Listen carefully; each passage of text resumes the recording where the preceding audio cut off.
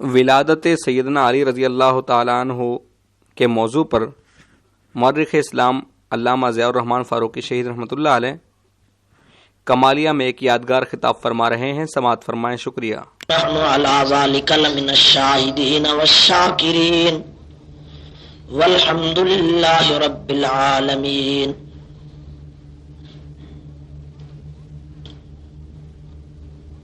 ہم فخر سے کہتے ہیں کہ ہمارے ہیں صحابہ،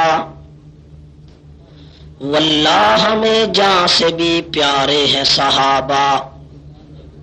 وہ چاند جو روشن ہوا بطحا کے افق پر، اس چاند کے تابندہ ستارے ہیں صحابہ۔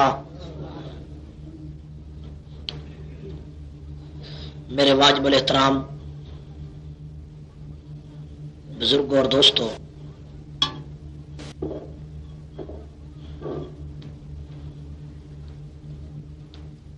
آج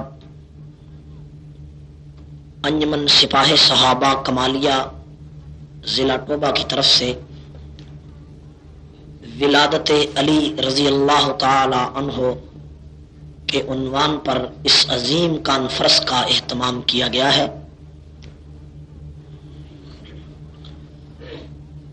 مجھے بڑی خوشی ہے کہ آپ کافی تعداد میں حضرت علی رضی اللہ تعالی عنہ کے فضائل و مناقب سننے کے لیے تشریف لائے ہیں۔ میرے دوستو، حضرت علی رضی اللہ تعالی عنہ کے عنوان پر گفتگو شروع کرنے سے پہلے آپ چند باتیں ذہن میں رکھیں۔ حضور علیہ السلام نے حضرت علی رضی اللہ تعالی عنہ کو ارشاد فرمایا تھا کہ اے علی، تیری مثال عیسیٰ بن مریم کی ہے۔ اے علی، تیری مثال عیسیٰ بن مریم کی ہے کہ عیسیٰ بن مریم کو ایک طبقے نے اتنا برا کہا کہ ان کی اماں پر تہمت لگائی،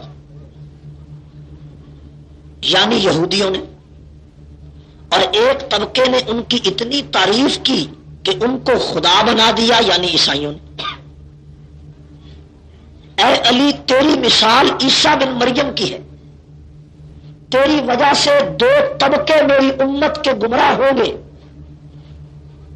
ایک تجھے تیری مسلط سے اٹھا کر وہاں پہنچائے گا جس کا تو اہل نہیں ہے، یعنی تجھے خدا کی جگہ پر بٹھا دے گا، اور ایک طبقہ تجھ سے نفرت کرے گا اور تجھے برا سمجھے گا۔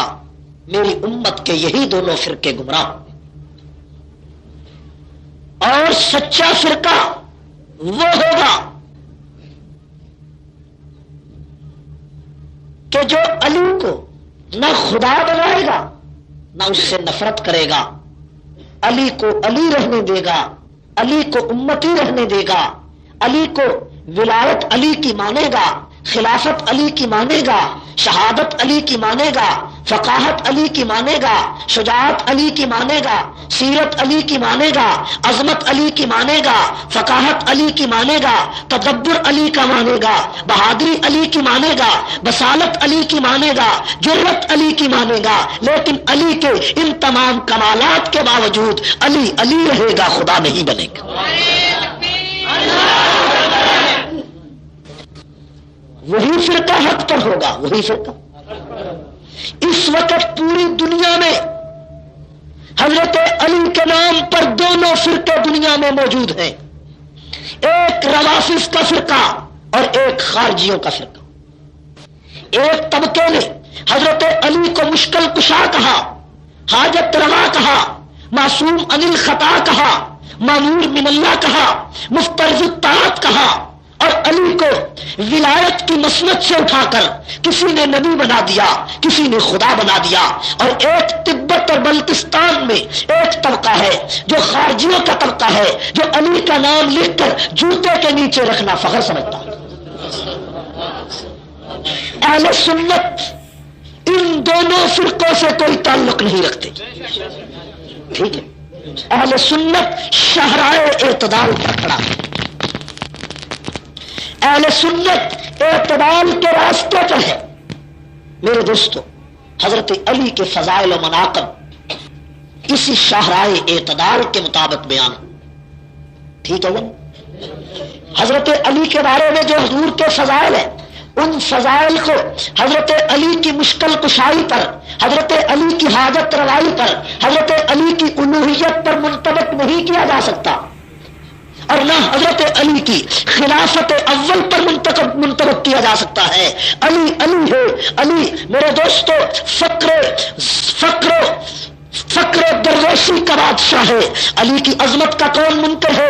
اہل سنت کا نظریہ ہے کہ علی اقلیم فقر کا تاجدار ہے، علی سلطنت فقر کا شہریار ہے، علی اقلیم زہد کا امام ہے، علی فقاہت کا بادشاہ ہے، علی سلطنت علم کا بادشاہ ہے، علی ان میں نحو کا بانی ہے، علی ان میں صرف کا بانی ہے، علی ان میں بلاغت کا امام ہے، علی ان میں فصاحت کا امام ہے، علی عدالت کا چیف جسٹس ہے، علی سپریم کورٹ کا چیف جسٹس ہے، علی صدیق کے سیکریٹریٹ کا انچارج ہے، علی فاروق اعظم کے پرائم منسٹر ہاؤس کا نگران ہے، علی عثمان غنی کا مشیر ہے، علی ان کمالات کے باوجود چوتھے نمبر پر ہے. علی نہ مشکل کشا ہے نہ خدا ہے.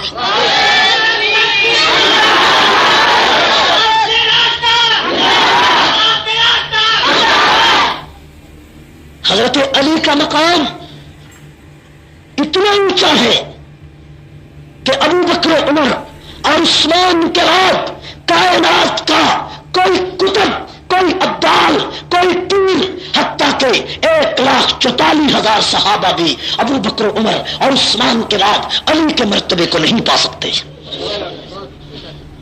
علی کا اپنا مرتبہ ہے.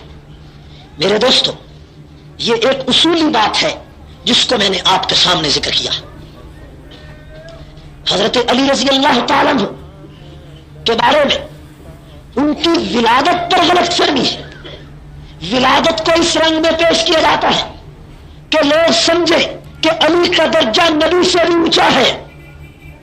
حضرت علی خانہ کعبہ میں پیدا ہوئے. یہ اس روایت پر محدثین نے بڑا کلام کیا ہے، لیکن میں سمجھتا ہوں کہ یہ روایت صحیح ہے کہ حضرت علی خانہ کعبہ میں پیدا ہوئے. ٹھیک ہے، لیکن حضرت علی اگر خانہ کعبہ میں پیدا ہوئے تو خدا ہو گئے. حضرت علی اگر خانہ کعبہ میں پیدا ہو گئے تو خلیفہ اول بن گئے. یہ خانہ کعبہ میں پیدا ہونا خلیفہ اول ہونے کی دلیل ہے. حضرت علی رضی اللہ تعالیٰ عنہ حضور علیہ السلام کی بعثت سے 6 سال پہلے 13 رجب کو خانہ کعبہ میں پیدا ہوئے. بعثت رسول کے وقت حضرت علی کی عمر 6 سال تھی. جب حضور نے نبوت کا دعویٰ فرمایا علی کی عمر کتنی تھی؟ 6 سال. اور 13 رجب کو حضرت علی کعبے میں پیدا ہوئے. خانہ کعبہ اللہ کا گھر ہے. اللہ کے گھر میں جو عبادت کے لیے بنایا گیا ہے، وہاں کسی بچے کی پیدائش ہونا ایک اتفاقی بات ہے. کوئی عبادت نہیں ہے، کوئی ریاضت نہیں ہے. اگر خانہ کعبہ میں پیدا ہونے سے عظمت بچوں کو، شخصیتوں کو ملتی تو اللہ تعالیٰ 1,24,000 نبیوں کو کعبے میں پیدا کرتا. نبیوں کو کعبے میں پیدا کیوں نہیں کیا گیا؟ اگر مرتبے کی بات تھی تو مرتبہ تو اللہ کے بعد نبیوں کا اونچا ہوتا. ٹھیک ہے. اور دوسری بات یہ ہے کہ حضرت علی خانہ کعبہ میں پیدا ہوئے. حضرت علی کی والدہ فاطمہ بنت اسد خانہ کعبہ تشریف لے گئی. کسی کام کی غرض سے گئی ہوگی. جس اسنا میں حضرت علی پیدا ہوئے اس وقت خانہ کعبہ میں 360 بت رکھے ہوئے تھے. لوگ بتوں کی پوجا کرنے کے لیے بھی آتے تھے. حضرت علی کی والدہ کسی اور کام سے گئی ہوگی، کسی غرض سے گئی ہوگی، وہاں بچے کی پیدائش ہو گئی. یہ ایک اتفاقی بات ہے.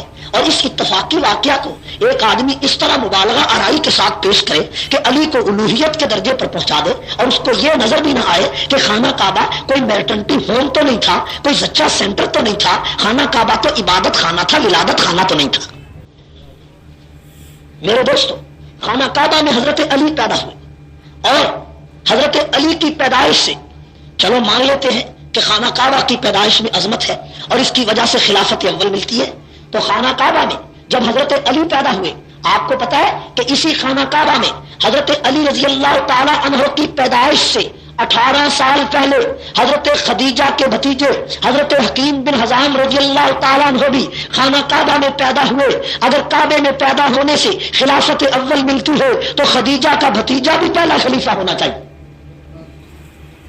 اور جس تاریخ طبری میں تمہیں یہ روایت ملی کہ علی کعبے میں پیدا ہوئے، اسی طبری میں یہ روایت تمہیں نظر کیوں نہیں آئی کہ حضرت خدیجہ کے بھتیجے بھی خانہ کعبہ میں پیدا ہوئے؟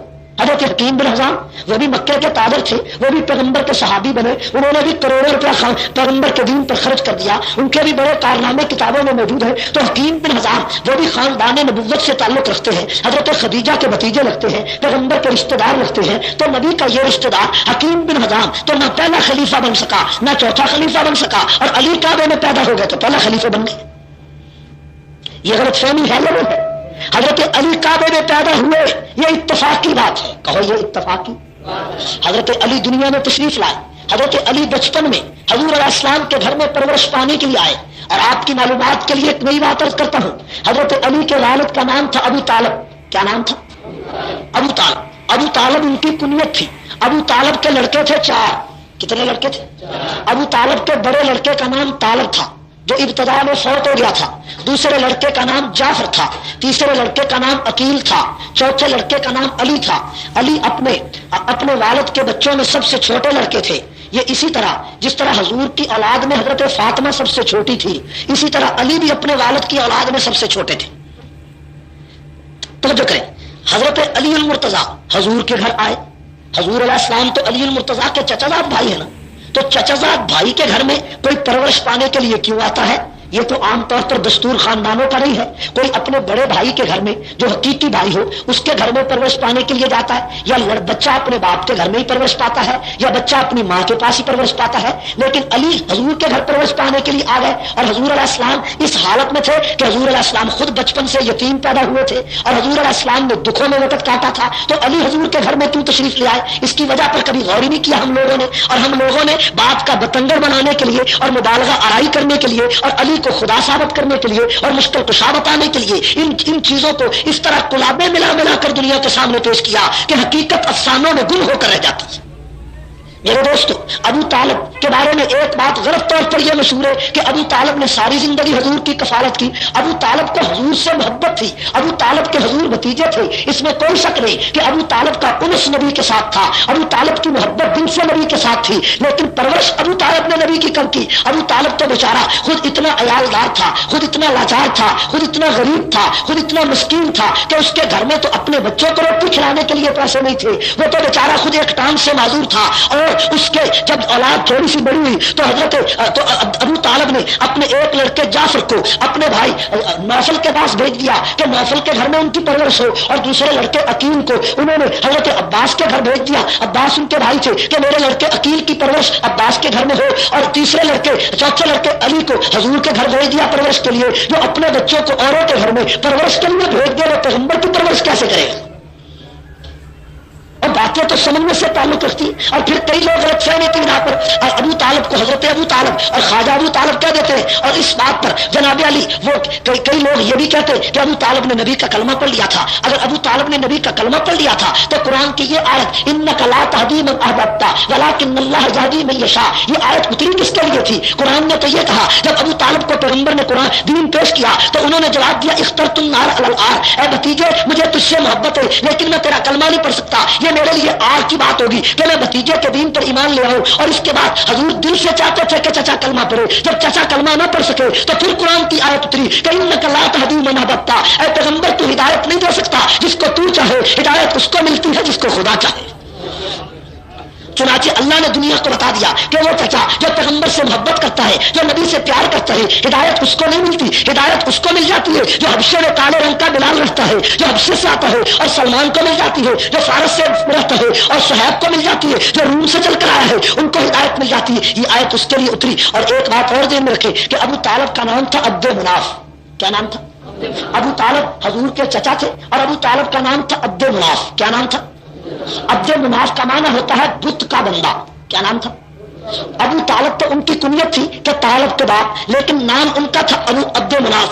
اور حضور علیہ السلام کی عادت مبارکہ تھی کہ جب بھی کوئی آدمی حضور کے ہاتھ پر کلمہ پڑتا، سب سے پہلے حضور علیہ السلام اگر اس کا نام شرکیہ ہوتا تو نام تبدیل کرتے. چنانچہ دیکھیے حضور کے ہاتھ پر جب ابو ہریرہ رضی اللہ تعالیٰ نے کلمہ پڑھا تو ان کا نام تھا عبد شمس. حضور نے ابو ہریرہ کا نام عبد شمس سے تبدیل کر کے ان کا نام عبداللہ رکھ دیا کہ تو سورج کا بندہ نہیں ہو سکتا، تو خدا کا بندہ ہے. چنانچہ حضرت ابو بکر صدیق کا نام تھا عبد الکعبہ. حضور نے عبد الکعبہ سے تبدیل کر کے ان کا نام بھی عبداللہ رکھا. عبد الکعبہ کا معنی کعبے کا بندہ. حضور نے دنیا کو یہ بتایا کہ بندہ نہ کعبے کا ہوتا ہے نہ سورج کا بندہ ہوتا ہے، بندہ تو خدا کا ہوتا ہے. اگر ابو طالب نے نبی کا کلمہ پڑھ لیا تھا تو پیغمبر نے عبد مناف سے نام ان کا تبدیل کیوں نہیں کیا؟ اگر کلمہ پڑھ لیا تھا تو جو نام نبی نے رکھا وہ لا کر مجھے دکھاؤ.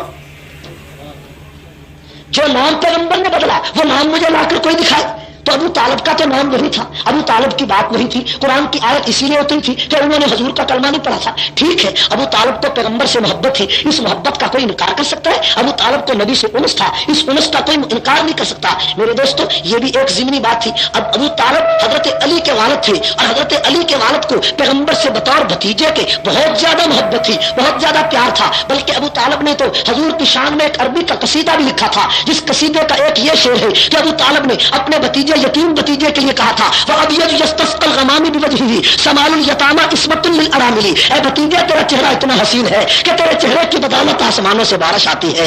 تیرا چہرہ یتیموں کا آسرا ہے اور بیواؤں کا سہارا. یہ ابو طالب کا شعر، اس حقیقت کا کوئی انکار نہیں کر سکتا.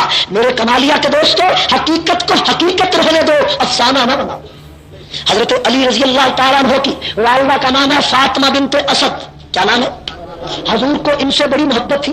حضرت فاطمہ بنت اسد جو تھی یہ حضور علیہ السلام سے بڑا پیار کرتی تھی، حضور سے بڑی محبت کرتی تھی. کتابوں میں موجود ہے کہ حضرت فاطمہ بنت اسد علی کی والدہ جب حضور کے پاس آتی، حضور اٹھ کر کھڑے ہو جاتے اور اپنی حقیقی ماں کی طرح فاطمہ بنت اسد کا پیغمبر احترام کرتے. اور جب فاطمہ بنت اسد کا انتقال ہوا، حضور نے خود جنازہ پڑھایا، حضور خود قبرستان تک تشریف لے گئے. اور جب قبر بنائی گئی تو فاطمہ بنت اسد کی قبر کھود کر پیغمبر علیہ السلام خود قبر میں اترے اور پیغمبر فاطمہ بنت اسد کی قبر میں لیٹے اور لیٹ کر فاطمہ بنت اسد کی قبر کو آپ نے فراخ جانا تو پھر فاطمہ بنت اسد کو قبر میں رکھا گیا. تو علی کی والدہ سے پیغمبر کو اتنی محبت ہے کہ علی المرتضیٰ کی والدہ کی وفات پر نبی کی آنکھوں سے اسی طرح آنسو آئے کہ جس طرح حقیقی ماں کی وفات پر آنسو آتے ہیں. میرے دوستو یہ بھی علی کی شان ہے کہ علی کا والد نبی سے محبت کرتا ہے، علی کی والدہ سے پیغمبر بھی محبت کرتا ہے.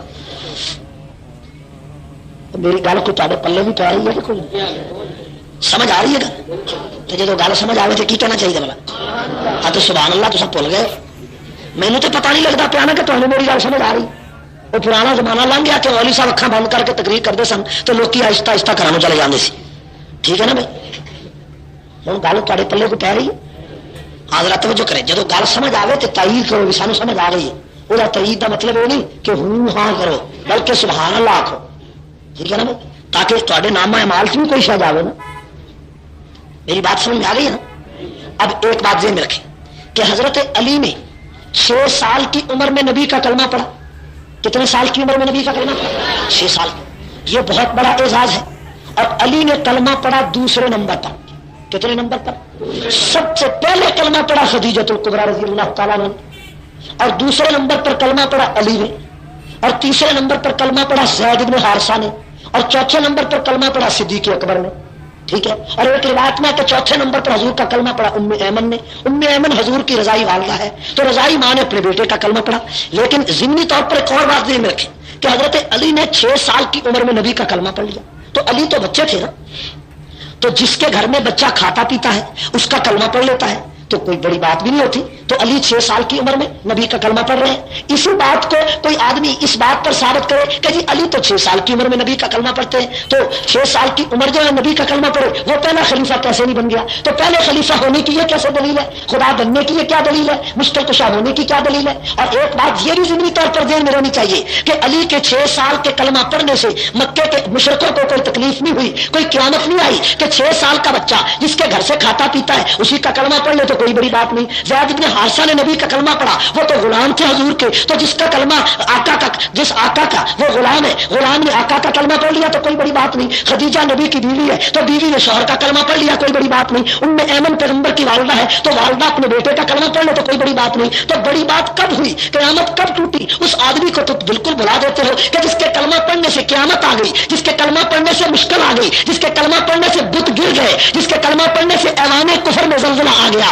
جس کے کلمہ پڑھنے سے ابو جہل ساری رات نہیں سویا, جس کے کلمہ پڑھنے سے عتبہ پہ قیامت آئی. اور وہ آدمی تھا جو 38 سال کی عمر رکھتا تھا اور کپڑے کا مکے کا سب سے بڑا تاجر تھا, بنی تیم قبیلے کا چشم و چراغ تھا, جس کا نام صدیق اکبر تھا. ایک آدمی گھر سے کھاتا بھی نہیں پھر وہ کلمہ پڑھے تو کمال ہوتا ہے یا نہیں؟ ایک آدمی گھر سے کھاتا نہیں پھر کلمہ پڑھے, اور ایک آدمی کھاتا ہے وہ کلمہ پڑھے, تو تم اس کے کلمہ پڑھو گے تو اس کا نمبر پہلا ہے کیونکہ 6 سال کی عمر میں کلمہ پڑھے. تو حقیقت کو حقیقت رہنے دو. علی المرتضیٰ کے فضائل پر افسانوی رنگ اختیار نہ کرو, اس سے پیغمبر کا سارا دین بدل جاتا ہے. حضرت علی رضی اللہ تعالیٰ عنہ نے حضور کا کلمہ پڑھا, اور آپ کی معلومات کے لیے میں یہ بھی عرض کرتا ہوں کہ علی نے کلمہ پڑھنے سے پہلے اپنے والد سے پوچھا تھا کہ ابا جان میں محمد کا کلمہ پڑھوں, تو انہوں نے کہا تیری مرضی ہے پڑھ, تیری مرضی ہے نہ پڑھ. لیکن جس نے پوچھا ہی کسی سے نہیں, تم اس کی بات ہی نہیں کرتے, اس کے پہلے نمبر کی بات ہی کوئی نہیں, جس نے کسی سے سوال ہی نہیں کیا. ایک ضمنی بات عرض کرتا ہوں, آپ کوئی انہیں یہ تو سنا ہوگا علماء سے کہ ابو بکر نے بڑوں میں سب سے پہلے کلمہ پڑھا, لیکن یہ کسی سے نہیں سنا ہوگا کہ صدیق نے کلمہ پڑھا کیسے. پڑھا سب سے پہلے, لیکن پڑھا کیسے یہ سنا ہے. ابو بکر حضرت حکیم بن حزام کے گھر میں بیٹھے ہیں, تاجروں کی میٹنگ ہو رہی ہے, کپڑے کے تاجروں کی. ایک لڑکی بھاگی آ کر کہتی ہے چچا, حکیم بن حزام سے کہتی چچا تمہاری پھوپھی خدیجہ کہتی ہے کہ میرا شوہر نبی بن گیا ہے, میرا شوہر محمد مصطفیٰ نبی بن گئے ہیں. حکیم بن حزام کہتے ہیں کہ جب لڑکی نے یہ بات کہی تو میں نے تھوڑی دیر کے بعد دیکھا کہ صدیق میری مجلس میں نہیں ہے. ابو بکر وہاں سے نکلے, پیغمبر کا دروازہ جا کے کھٹکھٹایا, فرمایا اے محمد کیا حکم ہے؟ حضور نے فرمایا میرے سر پر نبوت کا تاج رکھ دیا گیا ہے. صدیق نے کہا جلدی کرو مجھے بھی کلمہ پڑھا. ابو بکر نے تو ایسے کلمہ پڑھا. میرے دوستو اس فرق کو ذہن میں رکھنا چاہیے. مرتبہ جس کا جہاں جہاں ہے اسی جگہ پر رکھو گے تو بات بنے گی. ٹھیک ہے یا نہیں؟ ہمیں فخر ہے کہ ہم اہل سنت ہیں, اور اہل سنت اعتدال کے راستے پر چلتا ہے. اہل سنت شرک اور کفر کو اور شرک اور فسق کو خلط نہیں کرتا. حضرت علی نے 6 سال کی عمر میں نبی کا کلمہ پڑھا, ٹھیک ہے. حضرت علی رضی اللہ تعالیٰ عنہ اس وقت بھی سب سے آگے تھے جب 3 سال فترت وحی کا زمانہ آیا, اور 3 سال کے بعد قرآن کی آیت اتری وَأَنذِرْ عَشِيرَتَكَ الْأَقْرَبِينَ, اے محمد اپنے رشتہ داروں کو میرے عذاب سے ڈراؤ اور ان کو دین پیش کرو. حضور علیہ السلام نے اپنے تمام رشتہ داروں کو ایک دعوت میں بلایا تاکہ کلمہ پیش کرے. اس میں حضور کے بڑے بڑے چچا تھے, بڑے رشتہ دار تھے, ساری برادری کے لوگ جمع تھے. بڑے بڑے کے لوگوں بتاؤ تم میں سے کون ہے جو میرا ساتھ دے گا؟ کوئی نہ اٹھا تو علی پھر اٹھے, فرمایا اے محمد میں تمہارے لیے جان دوں گا. اس وقت حضرت علی کی عمر 9 سال تھی. 9 سال کا بچہ کتنا حوصلہ رکھتا ہے کہ اپنے بڑے بڑوں کی بات نہیں سنتا بلکہ پیغمبر دو جہاں کی تائید کرتا ہے. حضور نے تیسری مرتبہ پوچھا کون میری تائید کرے گا, تو علی نے فرمایا اے محمد میں آپ کے راستے پہ چلوں گا, میں آپ کے پیچھے چلوں گا, میں آپ کا ساتھ دوں گا, جہاں آپ جائیں گے میں بھی ساتھ جاؤں گا. حضرت علی رضی اللہ تعالیٰ نے پورے مدینہ مکہ مکرمہ کے 13 سالوں میں حضور کے ساتھ رہے. دکھ اٹھانے میں علی ساتھ رہے, کانٹوں کے چلنے میں علی ساتھ رہے, مسجد نبی مسجد حرام میں علی ساتھ رہے, مکہ کے بازاروں میں علی ساتھ رہے, شیب ابی طالب میں علی ساتھ رہے, بھوکا رہنے میں علی نبی کے ساتھ رہے, پیاسا رہنے میں علی نبی کے ساتھ رہے, دکھ اٹھانے میں علی نبی کے ساتھ رہے, تانا سہنے میں علی نبی کے ساتھ رہے, مشکلوں میں پڑنے میں علی نبی کے ساتھ رہے, اور کفر کو للکارنے میں علی نبی کے ساتھ رہا, اور شرک کے اعلان توڑنے میں علی نبی کے ساتھ رہا. مکے کی 13 سالہ زندگی میں علی نبی کے ساتھ رہا، اور اس علی نبی کے ساتھ رہنے کا یہ مطلب اگر کوئی لے لے کہ علی ہی نبی کے ساتھ رہا تو یہ مبالغہ ہوگا۔ علی بھی نبی کے ساتھ رہا، صدیق بھی نبی کے ساتھ رہا، عمر بھی نبی کے ساتھ رہا، عثمان بھی نبی کے ساتھ رہا، ہر ایک نبی کے ساتھ رہا، لیکن علی بھی نبی کے ساتھ رہا۔ تو علی بھی نبی کے، علی بھی پیغمبر کے ساتھ رہا۔ اور میرے دوستو، حضور علیہ السلام نے ارشاد فرمایا کہ من کنت مولا فعلی مولا، جس کا میں مولا اس کا علی مولا۔ علی میرا بھائی ہے، میں علی کا بھائی ہوں۔ آپ کی معلومات کے لیے عرض کرتا ہوں، حضور علیہ السلام نے خطبہ حجت الوداع کے موقع پر یہ ارشاد فرمایا کہ علی میرا بھائی ہے، میں علی کا بھائی ہوں۔ اسی بات کو مخالف یہ کہہ کر اس بات کو نشر کرتے کہ جناب خم غدیر کا جو خطبہ تھا، خم غدیر کا، غدیر کے خطبے میں حضور نے علی کو اپنا خلیفہ بنا دیا تھا۔ حالانکہ حضور کے الفاظ تھے، حضور نے علی کا ہاتھ اس طرح پکڑا تھا جس طرح مشکات میں موجود ہے، فرمایا من کنت مولا فعلی مولا، جس کا میں مولا اس کا علی مولا۔ مولا عربی زبان کا لفظ ہے، عربی میں مولا کے 29 معنی آتے ہیں۔ 29 معنی میں کوئی معنی مولا کا خلیفہ بلا فصل کا نہیں آتا۔ مولا کا معنی دوست ہے، مولا کا معنی ساتھی ہے، مولا کا معنی بھائی ہے، مولا کا معنی چچزاد بھائی، مولا کا معنی خالازاد بھائی، مولا کا معنی ماموزاد بھائی، مولا کا معنی رشتے کا ساتھی، مولا کا معنی صبح کا ساتھی، مولا کا معنی دوپہر کا ساتھی، مولا کا معنی تجارت کا ساتھی، مولا کا معنی دکھوں کا ساتھی، مولا کا معنی خوشی کا ساتھی، مولا کا معنی رشتے کا ساتھی، مولا کا معنی داماد، مولا کا معنی مہربان، مولا کا معنی استاد، مولا کا معنی مرشد، مولا کے سارے معنی آتے ہیں۔ ان تمام معنی میں کوئی معنی مولا کا خلیفہ بلا فصل کا نہیں آتا۔ خطبے خم غدیر کے موقع پر جو حضور نے خطبہ ارشاد فرمایا تھا، تو اس موقع پر حضور نے فرمایا من کنت مولا فعلی مولا، علی میرا بھائی ہے، میں علی کا بھائی ہوں۔ اس مولا سے مراد چچزاد بھائی ہے۔ حضور نے فرمایا علی میرا چچزاد بھائی ہے، میں علی کا چچزاد بھائی ہوں۔ تو کسی کو چچازاد بھائی کہنے سے اس کی خلافت بلا فصل کی دلیل نہیں بن جاتی، ورنہ مولا کا معنی خلیفہ بلا فصل کا لا کر ثابت کر کے دکھاؤ۔ اور یہ خطبہ، یہ خم غدیر کا خطبہ کہاں ہوا تھا؟ یہ عرفات کے میدان میں نہیں ہوا تھا، یہ حجت الوداع کے اس موقع پر نہیں ہوا تھا، بلکہ ایک تالاب کے موقع پر ہوا تھا۔ آپ کی معلومات کے لیے عرض کرتا ہوں کہ خم غدیر، غدیر ایک تالاب کا نام ہے، ایک پانی کے پرانے کنویں کا نام ہے، ایک پرانی کے پرانے جوہر کا نام ہے۔ اس خم غدیر کے خطبے میں آپ نے ارشاد فرمایا، اگر دوسرے لوگ جو علی المرتضیٰ ہی کو پہلا خلیفہ سمجھتے، علی کو پہلا خلیفہ سمجھنے والا، وہ کہتے کہ دیکھو تالاب کے موقع پر علی کو پہلے نبی نے یہ کہہ دیا من کنت مولا فعلی مولا، اور ان کے نزدیک خلافت، ان کے نزدیک امامت اصل دین میں سے ہے، نص قطعی میں سے ہے۔ اگر یہ نص قطعی ہوتی، اگر یہ اصل دین ہوتا تو علی پیغمبر اور تالاب کے کنارے پر علی کی خلافت کا اعلان کرتے، اور نبی علی کی خلافت کا اعلان مسجد نبوی میں کرتے، اور خانہ کعبہ میں کرتے، اور قرآن پاک میں کرتے، اور نبی کی حدیث میں ہوتا، بخاری شریف میں ہوتا، مسلم کی حدیثوں میں ہوتا۔ ایک تالاب کے کنارے پر جا کر پیغمبر نے من کنت مولا کہا، تم نے کہہ دیا پہلا خلیفہ بنا دیا، اور تمہارے نزدیک تو خلافت اصل، امامت اصل دین ہے، امام جو ہوتا ہے معصوم ہوتا ہے، مامور میں اللہ ہوتا ہے، مفترض اطاعت ہوتا ہے۔ تمہارے نزدیک امامت اسی طرح جز اسلام ہے، جس طرح نماز روزہ حج زکات ہے۔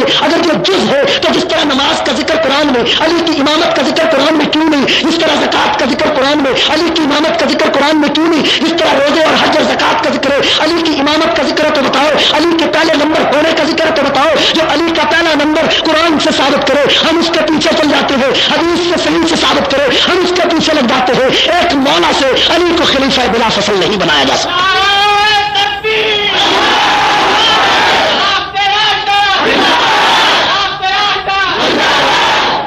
حضرت علی المرتضیٰ شیر خدا رضی اللہ تعالیٰ عنہ 13 سال مکے میں رہے، 13 سال پیغمبر کے ساتھ 13 سال مکے میں رہے۔ علی نے مار کھائی ہے، علی نے دکھ اٹھائے ہیں، علی نے پریشانیاں دیکھی ہیں۔ اور جس وقت میرے دوستو حضور علیہ السلام مدینہ منورہ میں تشریف لے گئے تو مدینہ منورہ کے 10 سالوں میں علی نبی کے ساتھ ہے۔ پیغمبر علیہ السلام نے مدینہ کے 10 سالوں میں 27 جنگیں کی ہے، مشرکوں کے خلاف، یہودیوں کے خلاف، عیسائیوں کے خلاف، بنو قریظہ میں، بنو نذیر میں، بدر میں، احد میں، خندق میں، خیبر میں، حدیبیہ میں، اور فتح مکہ میں، اور حنین میں، اور ابوا میں، عشیرہ میں۔ پیغمبر نے 27 جنگوں میں 26 جنگوں میں علی نبی کے ساتھ ہے۔ تبوک کے مارکے میں علی المرتضیٰ کو پیغمبر نے مدینہ میں اپنا جانشین بنایا تھا، اپنا قائم مقام بنایا تھا، اپنا خلیفہ، اپنا قائم مقام اور نائب بنا کر پیغمبر طریق کو چلے گئے تھے۔ ان 26 جنگوں میں علی نبی کے ساتھ ہے۔ بدر کا جب میدان آتا ہے علی پیغمبر کے ساتھ ہے، اور جب حل من مبارز دشمن کہتا ہے اور ایک ہے کوئی میرا مقابلہ کرنے والا اسلام کی طرف سے، جو سب سے پہلا آدمی میدان میں آیا وہ شیر خدا تھا۔ بدر کے میدان میں عربوں میں رواج ہوتا تھا کہ جب کوئی مقابلہ کرنے کے لیے آتا، جنگ شروع ہوتی تو لشکر دونوں طرف کھڑے ہو جاتے اور ایک آدمی مخالف پارٹی سے اٹھ کر کہتا حل من مبارز، ہے کوئی میرا مقابلہ کرنے والا؟ جب بدر کے میدان میں مشرک نے پکارا حل من مبارز، ابو جہل نے کہا حل من مبارز، تو اسلام کی طرف سے سب سے پہلے نکلنے والا علی تھا۔ علی المرتضیٰ نے ایک لمحے میں اس دشمن رسول کی گردن کاٹ دی، علی المرتضیٰ نے ایک لمحے میں دشمن کو کاٹ دیا، اور اس کے بعد دوسرا کہتا ہے حل من مبارز، علی نے اس کا بھی سر قلم کر دیا، تیسرے نے کہا حل من مبارز، علی نے اس کا بھی سر قلم کر دیا۔ اس جنگ بدر میں علی المرتضیٰ کی ذوالفقار حیدری سے 9 پیغمبر کے دشمن جہنم رسید ہوئے، ایک علی کی تلوار سے۔ علی کی تلوار سے کتنے آدمی جہنم میں گئے؟ 9۔ اور میرے دوست اسی طرح جنگ احد کے اندر جب حضور علیہ الصلوۃ والسلام احد کے معرکے میں موجود ہوئے، احد کے معرکے میں حلب مبارک پکارا گیا، یہاں پر حضرت حمزہ بھی ساتھ ہیں، حضرت حمزہ بھی میدان میں نکلے، علی بھی میدان میں نکلے۔ جنگ احد میں 7 دشمنان رسول کو علی نے اپنی تلوار سے جہنم رسید کیا، 7 دشمن۔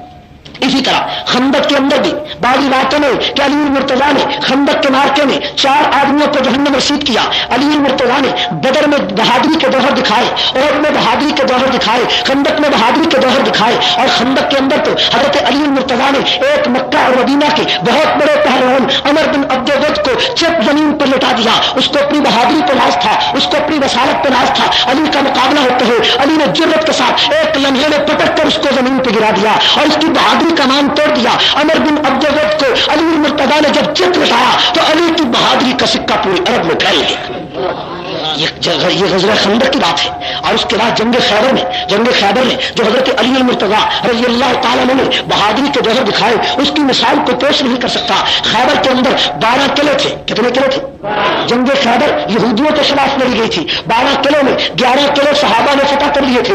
آج میرے دوستو جن لوگوں نے 11 قلعے فتح کیے ان کا تو نام ہی کوئی نہیں لیتا، لیکن علی نے تو 12 فتح کیا تھا، صرف انہی کا نام آتا ہے۔ لیکن یہ بھی مبالغہ آئی ہے، یہ بھی افسانہ ترازی ہے کہ 11 کو فتح کرنے والوں کا کوئی ذکر نہیں کہ وہ 11 کس نے فتح کیے، لیکن جس نے ایک فتح کیا اس کے ایک کا ذکر کر کے کہتے ہیں اس کا درجہ سب پر بھاری ہو گیا۔ جنہوں نے 11 کیا وہ نیچے چلے گئے، جس نے ایک کیا وہ سب سے اونچے چلا گیا۔ میرے دوستو اس میں کوئی شک نہیں ہے کہ حضرت غزوہ جنگ خیبر کے اندر حضرت علی نے جو بہادری دکھلائی بلا شبہ وہ کسی اور نے بہادری نہیں دکھلائی، لیکن مبالغے کی بھی حد ہوتی ہے۔ مبالغہ یہاں تک پہنچ گیا کہ 11 کا تو ذکر ہی کوئی نہ کرے، بھی 11 کو توڑنے والے بھی تو بہادر تھے، وہ بھی مسلمان تھے، وہ بھی نبی کے صحابی تھے، وہ بھی پیغمبر کے عاشق تھے۔ اور آج اگر کوئی آدمی کہے علی کا صرف نام لینا، جو صرف نام ہی لے سکتا ہے، وہ یہ کہے کہ علی کے علاوہ باقی سب اسلام چھوڑ گئے تھے، تو اسلام چھوڑ جو گئے تھے انہوں نے تو 11 فتح کیے تھے، علی المرتضیٰ نے تو ایک فتح کیا تھا۔ اور اس میں کوئی شک نہیں کہ 11 فتح کر لیے، لیکن وہ ایک بہت بڑا تھا، بہت بڑا قلعہ تھا۔ اس قلعے کو صحابہ فتح کرنے کی کوشش کرتے تھے، لیکن صحابہ نے اور لوگ مل کر فتح نہ کر سکے تھے۔ لشکر واپس آ گیا، دوسرے دن پھر فتح کرنے لگے، پھر لشکر واپس آیا تو حضور نے فرمایا کل کو میں اسلام کا پرچم ایک ایسے آدمی کے ہاتھ میں دوں گا کہ جس کے ہاتھ پر یہ قلعہ پاش پاش ہو جائے گا، اس قلعے کا کوٹ اڑ جائے گا، اس کے پرخچے اڑ جائیں گے۔ دوسرا دن ہوا، صحابی کہتے حضرت عمر بن عاص کہتے کہ ساری رات ہم پریشان رہے کہ صبح کو پرچم کس کو ملتا ہے، صبح کو اعزاز کس کو ملتا ہے، کسی نے کہا مجھے ملے، کسی نے کہا مجھے ملے، لیکن صبح کا وقت ہوا، دوپہر کا وقت ہوا، پیغمبر علیہ السلام نے فرمایا وہ لوگ سارے جمع ہو گئے، حضور نے فرمایا یہ پرچم میں دینا چاہتا ہوں، علی کہاں ہے؟ نبی نے فرمایا علی کہاں؟ تو بتایا گیا کہ علی المرتضیٰ کی آنکھوں میں تکلیف ہے، وہ خیمے میں لیٹے ہوئے ہیں، ان کی آنکھوں میں درد ہے۔ مجھے بتاؤ اگر علی مشکل کشا ہوتا تو آنکھوں میں درد کیسے ہوتا؟ اور آنکھوں کا درد تو تم بھی مانتے ہو کہ آنکھوں میں درد ہوا، جو مشکل کشا جس کو تم کہتے ہو اس پر اپنے پر مشکل پڑی ہوئی ہے اور وہ اپنے خیمے میں لیٹے ہوئے ہیں اور اپنی مشکل کو خود حل نہیں کر سکتے ہیں، وہ خیمے میں لیٹے ہوئے۔ حضور نے فرمایا علی کو بلاؤ، علی تشریف لے آئے ہیں۔ پیغمبر نے اپنا لعاب علی کی آنکھوں میں لگا دیا، وہ لعاب پیغمبر نے لگایا جو کبھی ابو بکر کی ایڑی کو لگا تھا، وہی لعاب علی نے علی المرتضیٰ کی آنکھوں میں لگا دیا گیا، وہی لعاب پیغمبر نے لگایا علی کی آنکھوں پر کہ جو لعاب جابر کی ہڈیاں میں پڑا تھا تو ایک آدمی 3 آدمیوں کا کھانا 300 پر زیادہ ہو گیا تھا، وہی لعاب پیغمبر دو جہاں صلی اللہ علیہ وسلم نے حضرت علی المرتضیٰ کی آنکھوں میں لگا دیا۔ علی فرماتے ہیں جب نبی کا لعاب میری آنکھوں میں آیا تو میری آنکھیں ایسی ہو گئی جیسے زندگی میں کبھی تکلیف آئی نہیں۔ حضور نے فرمایا علی تیری آنکھیں ٹھیک ہو گئی ہیں، یہ پرچم لے لو، یہ میرا پرچم لے، میں پرچم تمہیں پکڑاتا ہوں۔ علی المرتضیٰ رضی اللہ تعالیٰ عنہ نے پرچم پیغمبر علیہ السلام کے ہاتھوں سے پکڑا، جھنڈا اسلام کا پکڑا۔ علی المرتضیٰ نعرہ تکبیر لگا کر علی نے اس خیبر کے کوٹ پر حملہ کر دیا۔ اور آپ کو یہ بھی معلوم ہونا چاہیے کہ مرحب جو بہت بڑا پہلوان تھا، اس مرحب کے ساتھ علی المرتضیٰ کا مقابلہ بھی ہوا تھا، جس کا ذکر مولانا عبد الرحمان صاحب کر رہے تھے کہ علی المرتضیٰ کا جب مقابلہ ہوا تو وہ مرحب اس مرحب کی عمر اس وقت 57 سال تھی۔ علی المرتضیٰ شیر خدا کی عمر اس وقت 25 سال کے قریب تھی۔ حضرت علی المرتضیٰ 25 سال ہے، وہ جناب علی 57 سال ہے۔ وہ بہت بڑا پہلوان تھا، وہ بہت بڑا بہادر تھا، اس کے نام کا لوہا چلتا تھا، اس کے نام کا سکہ چلتا تھا، اس کا نام مرحب تھا۔ اسے کہا اس بچے کو میرے مقابلے میں لاتے ہو، یہ میرا مقابلہ کر لے گا۔ علی المرتضیٰ نے اس کا جواب دے کر کہا انا الذی سمتنی امی حیدرا کلیسی غاباتنی کلیہم نظرا، اور ظالم میں وہ علی ہوں کہ جس کا نام جس کی ماں نے شیر رکھا۔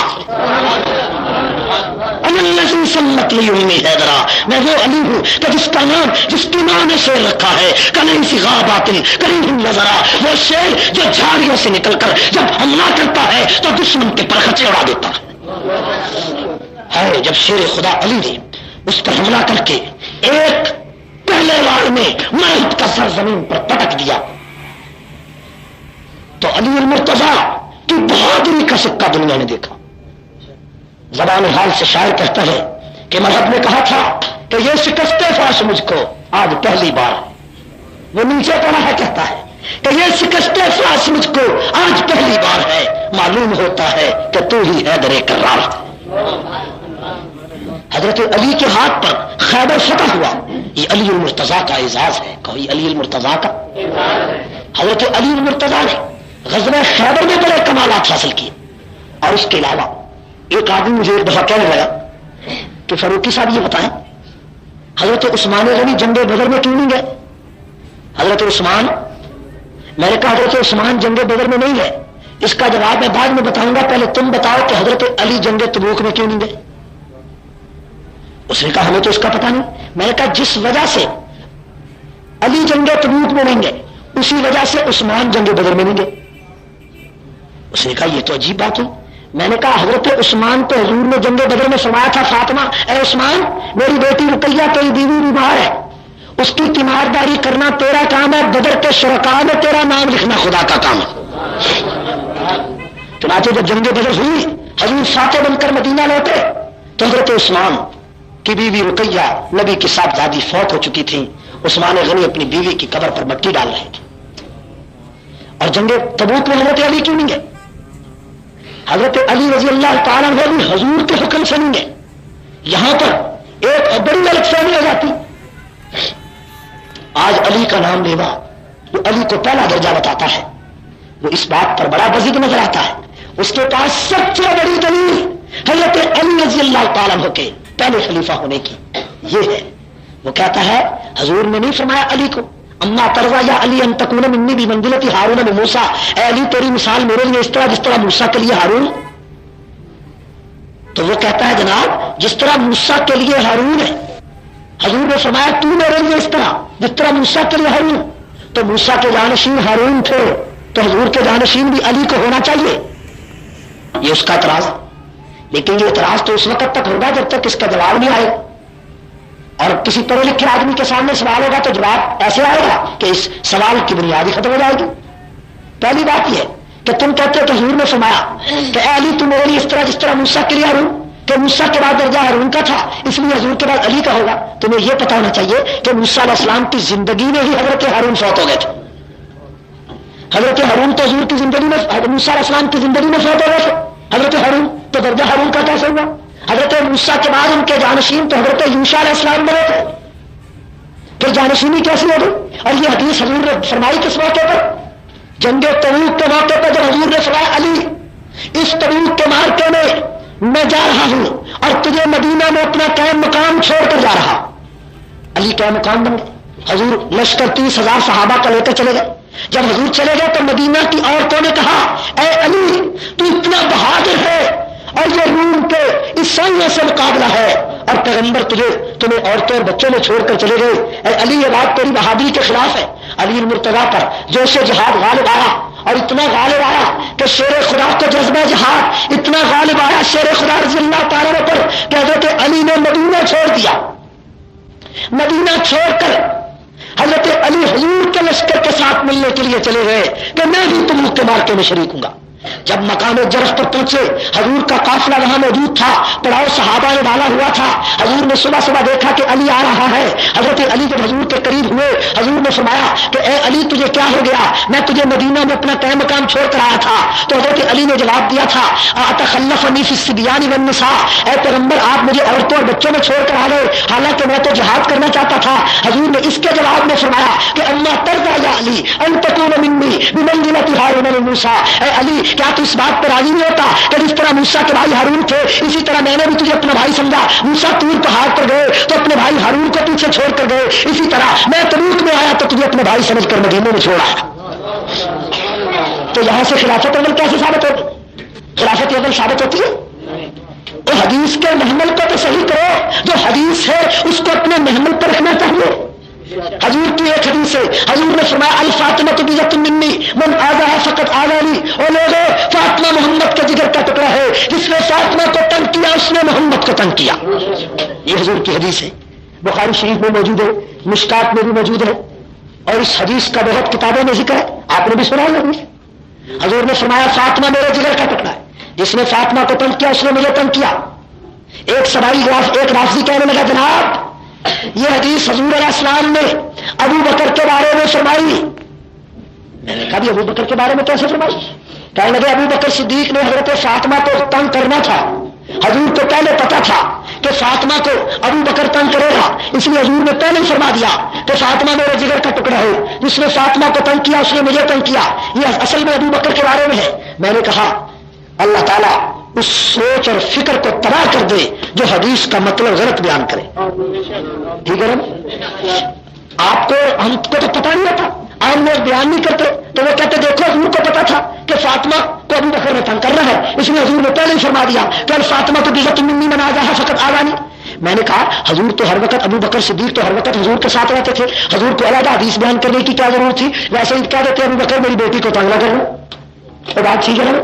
حضور کو علیحدہ حدیث بیان کرنے کی کیا ضرورت تھی؟ میں نے کہا اصل میں آپ کو تو پتہ ہی نہیں ہے کہ یہ حدیث حضور نے فرمائی کس موقع پر. تمہیں معلوم ہے کہ حضرت ابو بکر صدیق کے بارے میں حدیث نہیں، یہ حدیث ہے حضرت علی کے بارے میں کہ جب حضرت فاطمہ رضی اللہ تعالیٰ عنہا ایک دفعہ حضرت علی سے ناراض ہو کر گھر آ گئی تو حضور نے فرمایا بیٹی فاطمہ کیوں ناراض ہے؟ حضرت فاطمہ رونے لگی. فرمایا اللہ کے نبی میں کیوں نہ رہوں؟ آپ کے چچا زاد بھائی علی نے ابو جہل کی لڑکی سے شادی کا ارادہ کر لیا ہے، بلکہ ابو جہل کی لڑکی سے حضرت علی کی منگنی ہو چکی ہے اور شادی کا وقت طے ہونے والا ہے. میں اس لیے روتی ہوں کہ جس گھر میں محمد کی بیٹی ہوگی اسی گھر میں ابو جہل کی بیٹی آئے گی تو میرا گزارا کیسے ہوگا. حضور علیہ السلام کو اس بات کا یہ بات جب سنی تو پیغمبر کو تکلیف پہنچی. حضور نے اسی وقت علی المرتضیٰ کو بلایا اور بلا کر فرمایا کہ یا علی الفاطمہ بیضۃ منی من آذاها فقط آذانی، اے علی فاطمہ محمد کا جگر کا ٹکڑا ہے، جس نے فاطمہ کو تنگ کیا اس نے محمد کو تنگ کیا. جب حضرت علی نے اس مجلس میں پیغمبر کی ناراضگی سنی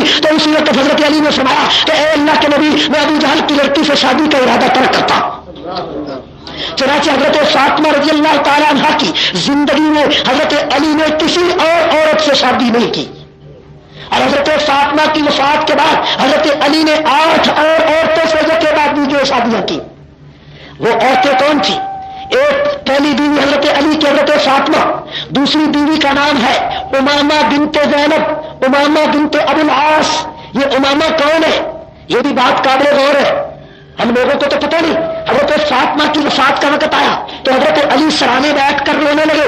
حضرت فاطمہ نے پوچھا علی علی کیوں روتے ہو؟ فرمایا فاطمہ تیری وفات اگر ہو گئی تو تیرے بعد مجھے تیرے جیسی خدمت والی عورت نہیں ملے گی. حضرت علی نے جب یہ فرمایا تو علی حضرت فاطمہ فرمانے لگی کہ اے علی اگر میرے جیسی خدمت والی عورت چاہتے ہو تو میری وفات کے بعد میری بڑی بہن زینب کی لڑکی امامہ جوان ہو چکی ہے اس کے ساتھ شادی کر لینا. چنانچہ حضرت فاطمہ کی وفات کے بعد علی المرتضیٰ نے شادی حضرت زینب کی لڑکی امامہ سے کی. حضرت زینب کی لڑکی امامہ پیغمبر علیہ السلام کی نواسی تھی.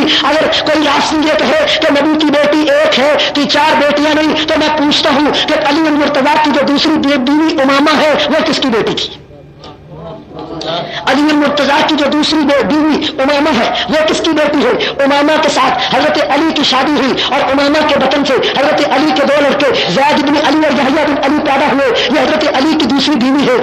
اور ایک تعجب کی بات ہوتی ہے کہ حضرت فاطمہ کو لوگ یاد رکھتے ہیں کہ فاطمہ نبی کی بیٹی ہے اور زینب کو یاد نہیں رکھتے، حالانکہ زینب کا مرتبہ اتنا بلند ہوتا ہے، اتنا بلند ہے کہ جب زینب کی لڑکی امامہ علی کے نکاح میں آ گئی تو وہ علی المرتضیٰ کی ساس بنی. علی المرتضیٰ کی پیغمبر کی بڑی بیٹی علی کی ساس بنی، اور ساس ماں کے درجے میں ہوتی ہے. لوگوں نے ماں کو بلا دیا، بیوی کو یاد رکھا.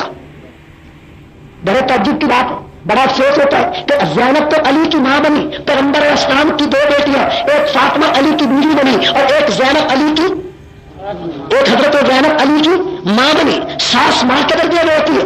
یہ دوسری بیوی حضرت علی المرتضیٰ کی تیسری بیوی کا نام ہے، حضرت علی کی تیسری بیوی کا نام ہے ام البنین بنت حرام.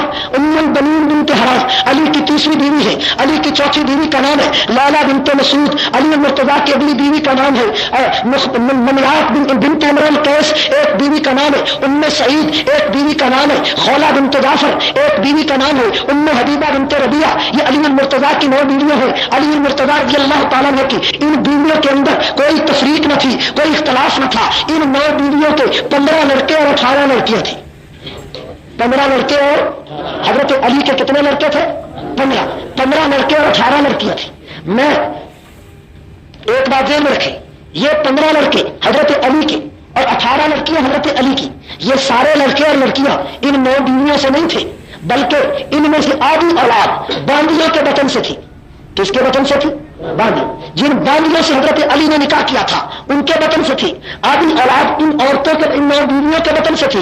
اور ان عورتوں کے جو بچے تھے حضرت علی کے جو صاحبزادے تھے ان میں ایک لڑکے کا نام ابو بکر تھا، 2 لڑکوں کا نام عمر تھا، ایک لڑکے کا نام عثمان تھا اور ایک لڑکے کا نام معاویہ تھا. اور اسی طرح ایک لڑکی کا نام عائشہ تھا، ایک لڑکی کا نام حفصہ تھا، ایک لڑکی کا نام میمونہ تھا، ایک لڑکی کا نام ام ہانی تھا. یہ حضرت علی کی لڑکیاں ہیں. میں سوال کرتا ہوں رافضی سے کہ اگر علی المرتضیٰ کا اختلاف تھا ابو بکر سے، ابو بکر صدیق علی کے مخالف اور دشمن تھے، نعوذ باللہ، عمر اگر دشمن تھے، عثمان اگر دشمن تھے، تو علی نے اپنے بچوں کا نام دشمن کے ناموں پر کیوں رکھا؟ اور بتاؤ تو صحیح. اور ٹھیک ہے بقول تمہارے علی کی خلافت پر زبردستی ابو بکر عمر نے قبضہ کر لیا، لیکن زبردستی علی المرتضیٰ سے انہوں نے اپنا نام بچوں کے نام پر کہیں رکھوا دیا. یہ تو ابو بکر نے کہا کہ اپنے بچے کا نام میرے نام پر رکھ، عمر نے کہہ دیا ہو کہ اپنے بچے کا نام میرے نام پر رکھ. اگر ابو بکر عمر اور عثمان حضرت علی کے مخالف تھے تو مخالفوں کا کوئی نام لے کر اپنے بچوں کا نام نہیں رکھتا. بچوں کو سے محبت ہوتی ہے، بچوں سے پیار ہوتا ہے. یہ دلیل ہے کہ ابو بکر عمر اور عثمان جب علی نے بچوں کا نام رکھ دیا تو معلوم ہو گیا کہ عثمان علی المرتضیٰ کے ساتھ ابو بکر عمر کا کوئی اختلاف نہ تھا بلکہ محبت تھی. ایک آدمی کہتے ہیں کہ علی نے ان دشمنوں کے نام پر اپنے بچوں کا نام اس لیے رکھا تاکہ دشمن ہر وقت سامنے رہے، تاکہ دشمن ہر وقت، بچوں کا نام دشمن کے ناموں پر اس لیے رکھا تاکہ دشمن ہر وقت. میں نے کہا پھر اس طرح کرو کہ تم اپنے کسی بیٹے کا نام شمر رکھو، ٹھیک ہے، اپنے کسی بیٹے کا نام یزید رکھو، اپنے کسی بیٹے کا نام ابن زیاد رکھو تاکہ تمہارے دشمن ہر وقت تمہارے سامنے رہے اور صبح سے لے کر شام تک ان کی پٹائی بھی کرتے رہو. یہ کوئی بات ہے؟ یہ بھی آپس میں مخالف ہے. اور باقی تو ساری باتیں چھوڑو، ایک حضرت فاطمہ کا نکاح نہیں ثابت کر سکتے تم ابو بکر عمر کے بغیر. حضرت فاطمہ کی بارات علی کے گھر میں بھیج کر دکھاؤ صدیق کے بغیر. علی المرتضیٰ کے نکاح کا گواہ کون تھا؟ علی المرتضیٰ رضی اللہ تعالیٰ عنہ کو جہیز کا سامان، شادی کا سامان خرید کر دینے والا کون تھا؟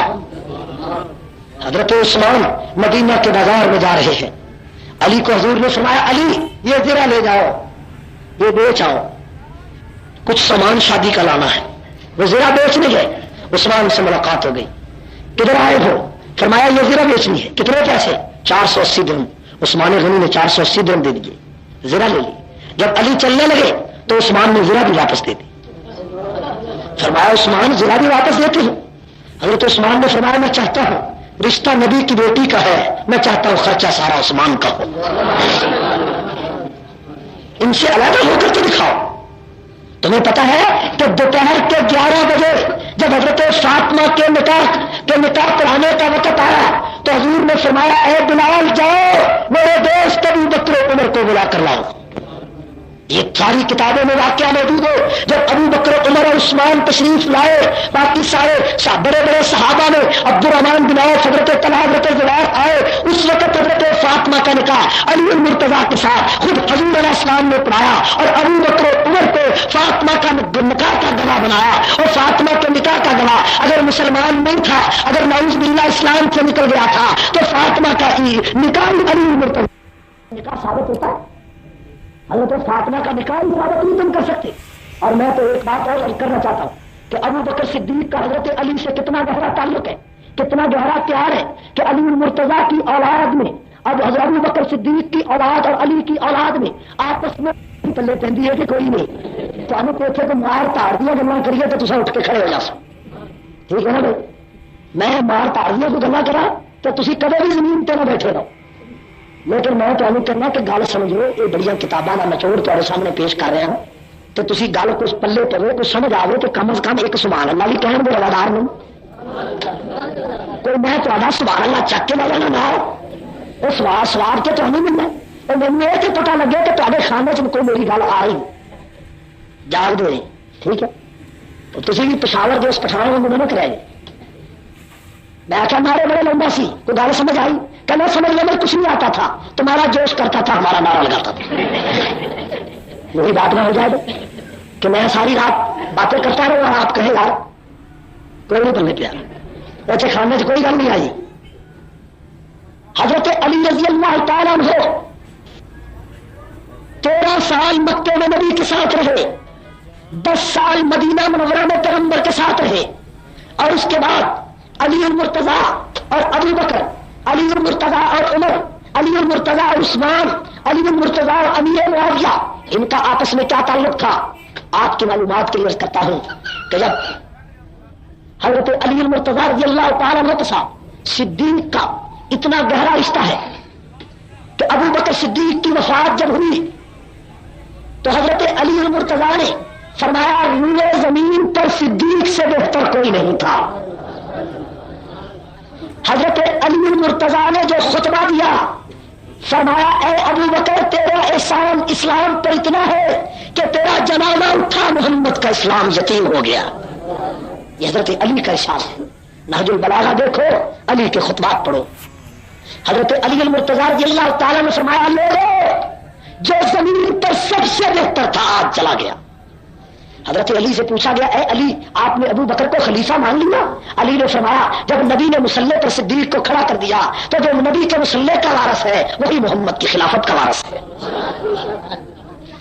آج کا رافضی تو علی کو بزدل بنانا چاہتا ہے. وہ کہتا ہے کہ دل سے علی نے ابو بکر کو نہیں مانا تھا, دل سے علی نے عمر کو نہیں مانا تھا, دل سے نعوذ باللہ عثمان کو نہیں مانا تھا. وہ تکیہ کرتے تھے. میں پوچھتا ہوں علی تو تکیہ کرتا ہے جس کو تم شیر خدا بھی, ہم شیر خدا کہتے ہیں اور تم مشکل کشا بھی کہتے ہو, تم حاجت روا بھی کہتے ہو. وہ تکیہ کرتا ہے اور حسین کا بیٹا تو تکیہ نہیں کرتا. اس یزید کو غلط سمجھتا ہے, تلوار لے کر میدان میں آ جاتا ہے. بیٹا باپ سے بھی بھاگ ہے کہ بیٹا جس کو غلط سمجھے اس کے مقابلے میں تلوار لے کر آئے. اور باپ ابو بکر کو غلط بھی سمجھتا رہا, پھر پیچھے نمازیں بھی پڑھتا رہا, پھر ان کی امامت میں بیٹھا بھی رہا. اور جناب علی عمر کو غلط بھی سمجھتا رہا, پھر پیچھے نمازیں بھی پڑھتا رہا. عثمان کو غلط بھی سمجھتے رہے, پھر پیچھے نمازیں بھی پڑھتے رہے. اس کا مطلب ہے کہ حضرت حسین کا درجہ بہادری میں علی سے زیادہ تم نے مان لیا کہ اس علی المرتضیٰ کو تکیہ کر کے نعوذ باللہ بزدل بنے رہے بقول تمہارے, اور حسین اتنا بہادر ہے کہ جس کو غلط سمجھتا رہا 72 تنوں کو لے جا کر شہید کرا دیا. ان باتوں پہ تو غور کرو. آپ کو معلوم ہونا چاہیے کہ علی المرتضیٰ اور صدیق کی آپس میں محبت کتنی ہے. حضرت فاطمہ کی بیماری کی بات آئی, حضرت ابو بکر صدیق کو پتا چلا کہ بی بی فاطمہ بیمار ہے. ابو بکر صدیق نے اپنی بیوی حضرت اسما بنت امیس کو فاطمہ الزہرا کی تیمارداری کے لیے بھیجا. فاطمہ کی تیمارداری کے لیے حضرت اسما بنت امیس صدیق کی بیوی گئی. 7 دن تک ابو بکر صدیق کی بیوی فاطمہ کے سرانے بیٹھی رہی, تیمارداری کرتی رہی. اور جب فاطمہ رضی اللہ تعالیٰ میں فوت ہو گئی تو حضرت ابو بکر صدیق کی بیوی نے فاطمہ کو غسل دیا, صدیق کی بیوی نے فاطمہ کو کفن پہنایا, صدیق کی بیوی نے فاطمہ کا جنازہ تیار کیا. اور جب وہ جنازہ تیار کر کے مسجد نبوی میں لایا گیا, مسجد نبوی میں جنازہ پڑا ہے, ابو بکر صدیق کی خلافت کا زمانہ ہے. ابو بکر نے فرمایا علی یہ بیوی آپ کی ہے, اس کا جنازہ آپ پڑھائے. تو علی نے جو جواب دیا وہ جواب سنہرے حروف سے کتابوں میں لکھا ہوا ہے، شیعہ رافضی کی کتابوں میں بھی موجود ہے اور اہل سنت کی کتابوں میں بھی موجود ہے۔ حضرت علی نے جواب دیا، ترمذی میں موجود ہے۔ علی فرماتے ہیں کہ اے جانشین رسول، میں نے حضور سے سنا ہے، حضور نے فرمایا لا ينبغي لقوم فيهم ابا بکر ان انهم غيره، کہ جس قوم میں ابو بکر موجود ہو کسی اور کے لیے جائز نہیں کہ مسلے پہ کھڑا۔ چنانچہ حضرت علی رضی اللہ تعالیٰ نے کی بیان کردہ اس حدیث کے بعد صدیق اکبر نے فاطمہ کا جنازہ پڑھایا، صدیق اکبر نے فاطمہ کی نماز جنازہ پڑھائی۔ آج کا رازوی کہتا ہے کہ ابو بکر صدیق سے حضرت فاطمہ باغ صدق کا حصہ لینے کے لیے گئی تھی، ابو بکر نے حصہ نہیں دیا، بی بی ناراض ہو گئی تھی۔ نعوذ باللہ، رازوی کہتا ہے کہ بی بی کو ابو بکر نے دھکا دیا تھا۔ میں سوال کرتا ہوں کہ بی بی کو ابو بکر نے دھکا دیا ہو تو علی کی غیرت کہاں تھی، علی کی شجاعت کہاں تھی، علی کی بہادری کہاں تھی؟ اور تم تو کہتے ہو علی کے پاس ذوالفقار حیدری اتنی اونچی تھی کہ علی تلوار اوپر کرتا تھا، سات آسمان چیر دیتی تھی تلوار، علی تلوار نیچے کرتا تھا، ساتوں زمینیں چر جاتی تھی۔ وہ علی جس کی تلوار سے آسمان بھی چر جائے زمینیں بھی چر جائے، اس کی بیوی کو صدیق دھکا دے اور وہ چپ کر کے بیٹھا رہے، اور تمہاری غیرت کا جنازہ نکل گیا، تمہارا ایمان ختم ہو گیا، تمہارے دماغ سے عقل ختم ہو گئی کہ علی المرتضیٰ کی بیوی کو ابو بکر نعوذ باللہ دھکا دے۔ اور پھر سوال پیدا ہوتا ہے کہ جو دھکا دیتا ہے پھر اسی سے وہ کہتے ہیں جنازہ فاطمہ کا پڑھاؤ، اور پھر حضرت حسین کو دیکھو کہ چلو تمہارے بقول علی نے تو تکیہ کر لیا ہوگا، اور حسین جو تکیے کا قائل نہیں ہے، فاطمہ کا لال جو تکیے کا قائل نہیں ہے، وہ بھی ابو بکر کے پیچھے جنازہ پڑھتا ہے، ابو بکر کے پیچھے اپنی اماں کے جنازے کے لیے کھڑا ہو جاتا ہے۔ ہم حسین سے پوچھتے ہیں اے حسین تو بتا، جس نے تیری اماں کو دھکا دیا تیری غیرت نے گوارا کر لیا کہ اسی کے پیچھے اماں کا جنازہ پڑھے؟ حسن تو بتا، تو نے اماں کا جنازہ اسی صدیق کے پیچھے پڑھ لیا، تو بتا۔ اور حسن اور حسین کی غیرت کا تو انکار ہے۔ اگر فاطمہ کا صدیق سے اختلاف ہوتا تو علی کبھی جنازے کے لیے مصلی پہ صدیق کو کھڑا نہ کرتا، حسین کبھی جنازے کے لیے صدیق کے پیچھے امام مقتدی نہ بنتا۔ جب علی نے صدیق کے پیچھے فاطمہ کا جنازہ پڑھ لیا، مسجد نبوی کی نمازیں پڑھ لی، صدیق نے 2 سال ابو بکر اور علی نے 2 سال صدیق کے پیچھے نمازیں پڑھی، علی نے 10 سال عمر کے پیچھے نمازیں پڑھی، علی نے 12 سال عثمان کے پیچھے نمازیں پڑھی، حسن اور حسین نے فاطمہ کا جنازہ صدیق کے پیچھے پڑھا اور نمازیں صدیق کے پیچھے پڑھی، اور باقی نمازیں پھر عمر کے پیچھے پڑھی، پھر عثمان کے پیچھے پڑھی۔ جب خاندان نبوت سارا علی کو امام مانے، عمر کو امام مانے، عثمان کو امام مانے، تو اہل سنت تو خاندان رسالت کا تابعدار ہے کہ علی نے جب ابو بکر کو امام مانا تو سنیوں نے بھی ابو بکر کو امام مانا، علی نے عمر کو مانا، سنیوں نے عمر کو مانا، علی نے عثمان کو مانا، سنیوں نے عثمان کو مانا۔ سنی علی کا محب ہے، علی کے طریقے پہ چلتا ہے، رافضی علی کا بھی دشمن ہے، صدیق کا بھی دشمن ہے۔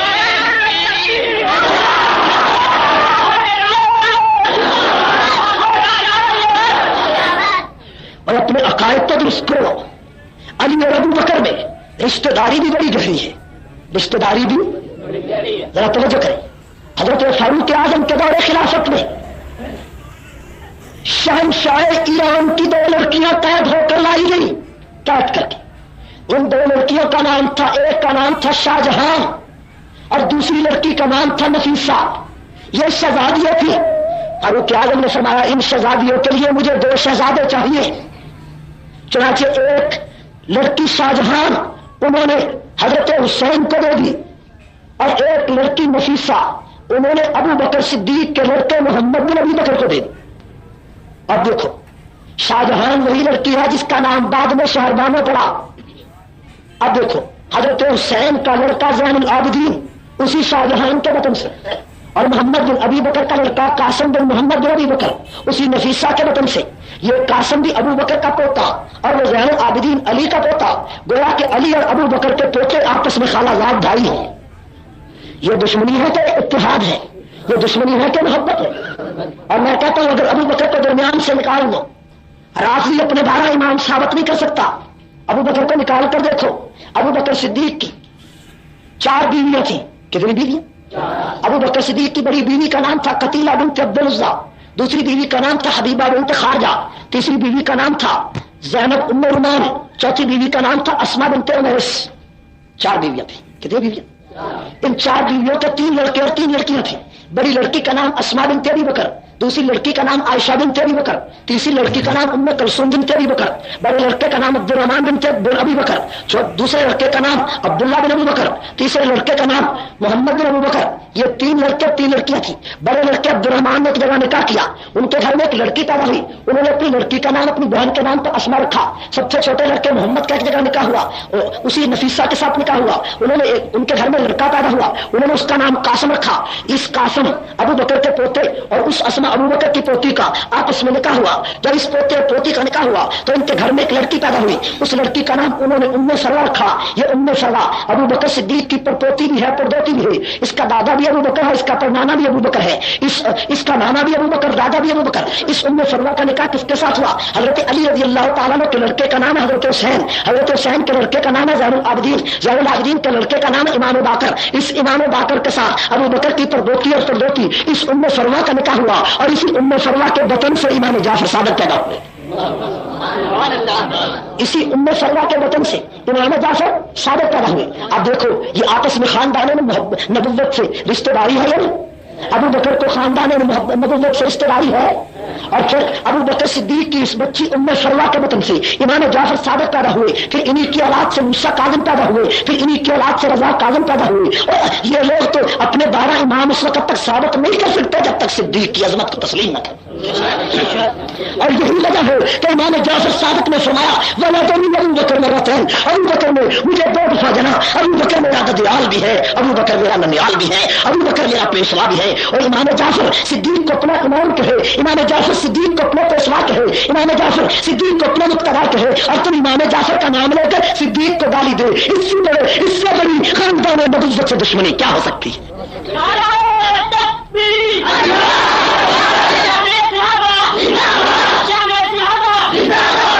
अहले सुन्नत का मोहब्बत की बात करता है, ठीक है। हम तो ये कहते हैं अली और सिद्दीक में कोई इख्तिलाफ नहीं था। जो ये कहे अली और उमर में इख्तिलाफ नहीं, अली और उस्मान में इख्तिलाफ नहीं, अली और मुआविया में इख्तिलाफ नहीं, वो इत्तिहाद का दाई है या नहीं? जो कहे कि अली और अबू बकर की लड़ाई थी, अली और उमर की लड़ाई थी, अली और उस्मान की लड़ाई थी, वो आज की लड़ाई इन लोगों में डालना चाहता। जो लड़ाई की बात करता है उसको कहते हैं ये अमन के पैगंबर है, और जो इत्तिहाद की बात करते हैं उसको कहते हैं ये लड़ाई कराना चाहते हैं। और लड़ाइयों की बुनियादें तुम मुस्तहकम करो और लड़ाई हम कराना चाहते हैं। अली मुर्तजा का सिद्दीक से एक और रिश्ता है। तवज्जो करें, अबू बकर सिद्दीक की बीवी अस्मा बिन्त उमैस हजरत अली की बेवा भाभी है। इस अस्मा का पहला निकाह हजरत जाफर तैयार के साथ हुआ था, और इस अस्मा के बतन से अब्दुल्ला बिन जाफर और मोहम्मद बिन जाफर पैदा हुए थे। ये अब्दुल्ला बिन जाफर वो है कि जो अमीर मुआविया के पास मुल्क के शाम में उनके महल में रहते थे, और वहां उनके यहाँ बच्चा पैदा हुआ तो उन्होंने अपने बच्चे का नाम अमीर मुआविया के नाम पर मुआविया रखा था। ये इसी अस्मा का बच्चा था अब्दुल्ला बिन जाफर। और जब ये हजरत जाफर ग़ज़वा मौता में शहीद हो गए और हजरत अली की ये भाभी बेवा हो गई, तो अपनी बेवा भाभी का निकाह खुद अली मुर्तज़ा ने अबू बकर सिद्दीक के साथ कर दिया। और कुरान की आयत उतर चुकी थी कि वला तंकिहुल मुशरिकात हत्ता युमिन वला तंकिहुल मुशरिकीन हत्ता युमिनू, कि काफिरों को अपनी लड़कियां न दो, काफिरों से अपनी लड़कियां न लो, मुशरिकों को लड़की न दो, मुशरिक से लड़की न लो। अगर अबू बकर का ईमान ठीक नहीं था तो मैं सवाल करता हूं अली ने अपनी भाभी का निकाह सिद्दीक से क्यों किया? आज एक राशियों की किताब में लिखा है कि अबू बकर दिल से मुसलमान नहीं हुए थे। अगर सिद्दीक दिल से मुसलमान नहीं हुआ था तो मैं सवाल कर सकता हूं, सवाल अगर दिल से सिद्दीक मुसलमान नहीं हुआ था तो अपनी बेवा भाभी का निकाह सिद्दीक ने अबू बकर से क्यों कर दिया था? फातिमा का जनाजा सिद्दीक अकबर से के पीछे अली मुर्तज़ा ने क्यों पढ़ लिया था? और तुम तो इतराज अली पर, तुम तो इतराज सिद्दीक पर करते हो, इतराज अली पर हो जाता है। मालूम हुआ कि तुम्हारा बुग़्ज़ असल में अली के साथ है, तुम्हारा बुग़्ज़ अली में असल में हुसैन के साथ है। जिसका बुग़्ज़ अली और हुसैन के साथ होता है वो ना सुन्नी होता है और ना खानदाने नबुव्वत का मोहब्बत करने वाला होता है। मेरे दोस्तों, इनमें क्या इख्तिलाफ हो सकता है? इनमें क्या लड़ाई हो सकती है? आपस में कितना ताल्लुक है, आपस में कितना प्यार है। और इस बेवा भाभी का निकाह हजरत अबू बकर सिद्दीक के साथ हजरत अली ने कर दिया। बात यहां खत्म नहीं हुई। अब जरा और तवज्जो करें, ये अस्मा बिन्त उमैस कोई 9 बहनें थी।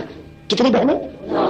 इनकी ये एक अस्मा बिन्त उमैस बड़ी बहन है। इनकी दूसरी बहन सलमा बिन्त उमैस, इसका निकाह हजरत हमजा के साथ हुआ। ایک بہن ام الفضل بنت عمیس، ان کا نکاح حضرت عباس کے ساتھ ہوا. ان کی ایک بہن قرابۃ الصغریٰ، ان کا نکاح حضرت امیر معاویہ کے ساتھ ہوا. ان کی ایک بہن ہے میمونہ بنت حارث، یہ ستیلی بہن ہے، ان کا نکاح حضور علیہ السلام کے ساتھ ہوا. اس رشتے کی بنا پر علی اور اس رشتے کی بنا پر ابو بکر صدیق اور معاویہ ہم ضرورت بنے. اور ایک اور بات ذہن میں رکھیں، جب ابو بکر صدیق کی وفات ہو گئی تو علی المرتضیٰ نے اس اسما کے ساتھ خود نکاح کر لیا. اس رشتے کی بنا پر علی اور ابو بکر بھی ہم ضرورت ہیں، علی اور معاویہ بھی ہم ضرورت ہیں، علی اور حمزہ بھی ہم ضرورت ہیں، علی اور عباس بھی ہم ضرورت ہیں، علی اور محمد مصطفیٰ بھی ہم ضرورت ہیں. جو اس طرح کی رشتے داری رکھتا ہو وہ دشمنی کی دلیل ہے کہ محبت کی دلیل ہے؟ وہ پیار کی دلیل ہے کہ لڑائی کی دلیل ہے؟ اہل سنت تو پیار کی بات کرتا ہے، تم لڑائی کی بات کرتے ہو. میری بات کچھ سمجھ میں آپ کو آئی؟ جب حضرت ابو بکر صدیق رضی اللہ تعالیٰ نے کی خلافت آخر کو پہنچی، حضرت ابو بکر صدیق نے عمر فاروق کو خلیفہ بنایا، نامزد کیا. حضرت علی نے سب سے پہلے عمر کے ہاتھ پر بیعت کی تھی. اور آپ کی معلومات کے لیے کرنا چاہتا ہوں کہ عمر فاروق کی حضرت علی سے رشتہ داری ہے، تعلق ہے کہ حضرت عمر فاروق نے فرمایا اے علی، حضور نے فرمایا تھا قیامت کے دن ایمان کے بعد میرا نسب والا تعلق باقی رہ جائے گا اور اس لیے میری رشتہ داری باقی رہ جائے گی.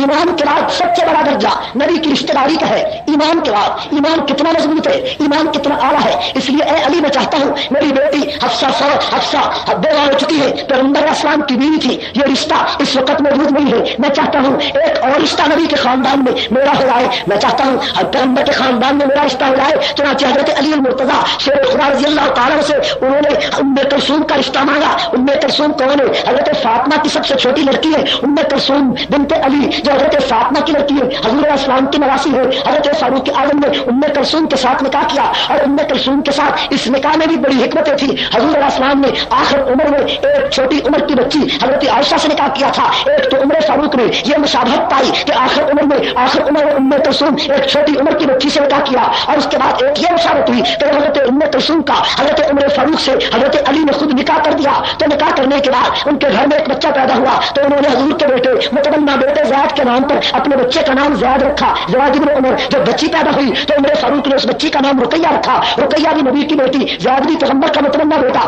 یہ پیغمبر کی سنت پر عمل کرنا تھا. فاروق اعظم رضی اللہ تعالیٰ کے گھر میں ام کلثوم آئی. آج کئی لوگ کہتے ہیں عمر فاروق نے زبردستی نکاح کر لیا تھا. زبردستی اگر نکاح کر لیا تھا تو پھر تو مسئلہ حل ہو گیا کہ عمر نے اگر زبردستی علی المرتضیٰ کی صاحبزادی سے نکاح کیا تو پھر علی کو مشکل کشا کہنا تو چھوڑ دو، یہ تو چھوڑ دو کہ جس کی بچی سے زبردستی کوئی نکاح کر لے وہ مشکل کشا ہو سکتا ہے؟ یہ کوئی لڑائی کی بات ہے؟ انہوں نے محبت کے ساتھ نکاح کیا. یہ نکاح کرنا، یہ تعلق پیدا ہونا، یہ محبت کی دلیل ہے، یہ پیار کی دلیل ہے، یہ الفت کی دلیل ہے. اور کوئی رافضی اور کوئی مخالف صحابہ کا اور کوئی مخالف عمر کا اس نکاح کا انکار نہیں کر سکتا. یہ نکاح تاریخ کے افق پر لکھا جا چکا ہے اور اس نکاح نے عمر فاروق کا ایمان ثابت کر دیا. آج کشف الاسرار میں لکھا ہوا ہے کہ عمر کافر تھے، نعوذ باللہ، عمر کافر تھے، نعوذ باللہ. کتنی بڑی بات ہے. ایک آدم خور فاروق اعظم پہ کفر کا فتویٰ لگائے تو میں ایک بات کا تو سوال کر سکتا ہوں، اگر وہ نعوذ باللہ کافر تھے تو علی المرتضیٰ رضی اللہ تعالیٰ نے اپنی بیٹی ام کلثوم کا نکاح عمر فاروق سے کیوں کیا؟ ان نکاحوں نے صحابہ کا ایمان پوری دنیا کے سامنے روشن کر دیا. جیسے خارجی کہتے ہیں علی میں ایمان نہیں تھا، نبی نے اپنی بیٹی فاطمہ کا رشتہ علی کے ساتھ کر کے علی کا ایمان ثابت کر دیا. عثمان غنی کے ساتھ نبی نے اپنی بیٹیوں کا رشتہ کر کے عثمان کے ایمان کا اعلان کر دیا. عمر کے ساتھ علی نے بیٹی کا رشتہ کر کے علی نے عمر کے اسلام کا اعلان کر دیا. اور ابو بکر صدیق رضی اللہ تعالیٰ نے اپنی بیٹی کا نکاح کیا اور اپنے ساتھ نکاح کیا. اس نکاح نے عمر بیٹی کا نکاح کیا اور اپنے ساتھ نکاح کیا.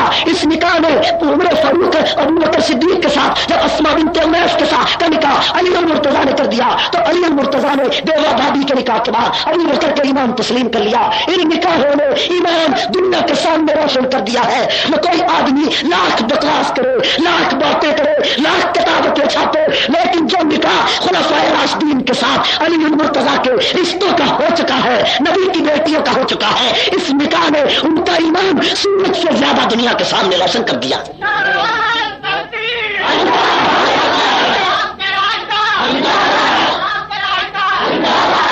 حضرت عثمان غنی کے ساتھ حضرت علی کی بڑی گہری رشتہ داری تھی. حضرت عثمان اور حضرت علی آپس میں ہم زلف تھے، پہلی رشتہ داری، ٹھیک ہے. ہم لوگ تھے یا نہیں تھے؟ علی کے گھر میں بھی نبی کی بیٹی تھی، عثمان کے گھر میں بھی پیغمبر کی بیٹی تھی، یہ رشتے داری ہے۔ اور دوسری رشتے داری یہ بھی ذہن میں رکھے کہ حضرت علی المرتضیٰ کی پوتی سکینہ بنت حسین بنت علی کا نکاح حضرت عثمان غنی کے لڑکے عمر بن عبداللہ بن عثمان کے ساتھ ہوا، اور ایک لڑکی حضرت حسن کی لڑکی ہے فاطمہ بنت حسن، ان کا نکاح حضرت علی اور حضرت عثمان غنی کے لڑکے عبداللہ کے ساتھ ہوا۔ یہ جو پوتے اور پوتیوں کا نکاح ہے، ان نکاحوں نے بھی آپس میں محبت کو روشن کر دیا۔ میرے دوستو، یہ محبت کی دلیل ہے۔ اور امیر معاویہ رضی اللہ تعالیٰ عنہ کے ساتھ حضرت علی المرتضیٰ کا اختلاف تھا۔ یہ آخری بات ہے، توجہ ہے نا؟ اور توجہ بھی وہی طرف ہے۔ حضرت امیر معاویہ حضرت علی کا اختلاف کر کے لوگ بات کو اچھالنا چاہتے ہیں۔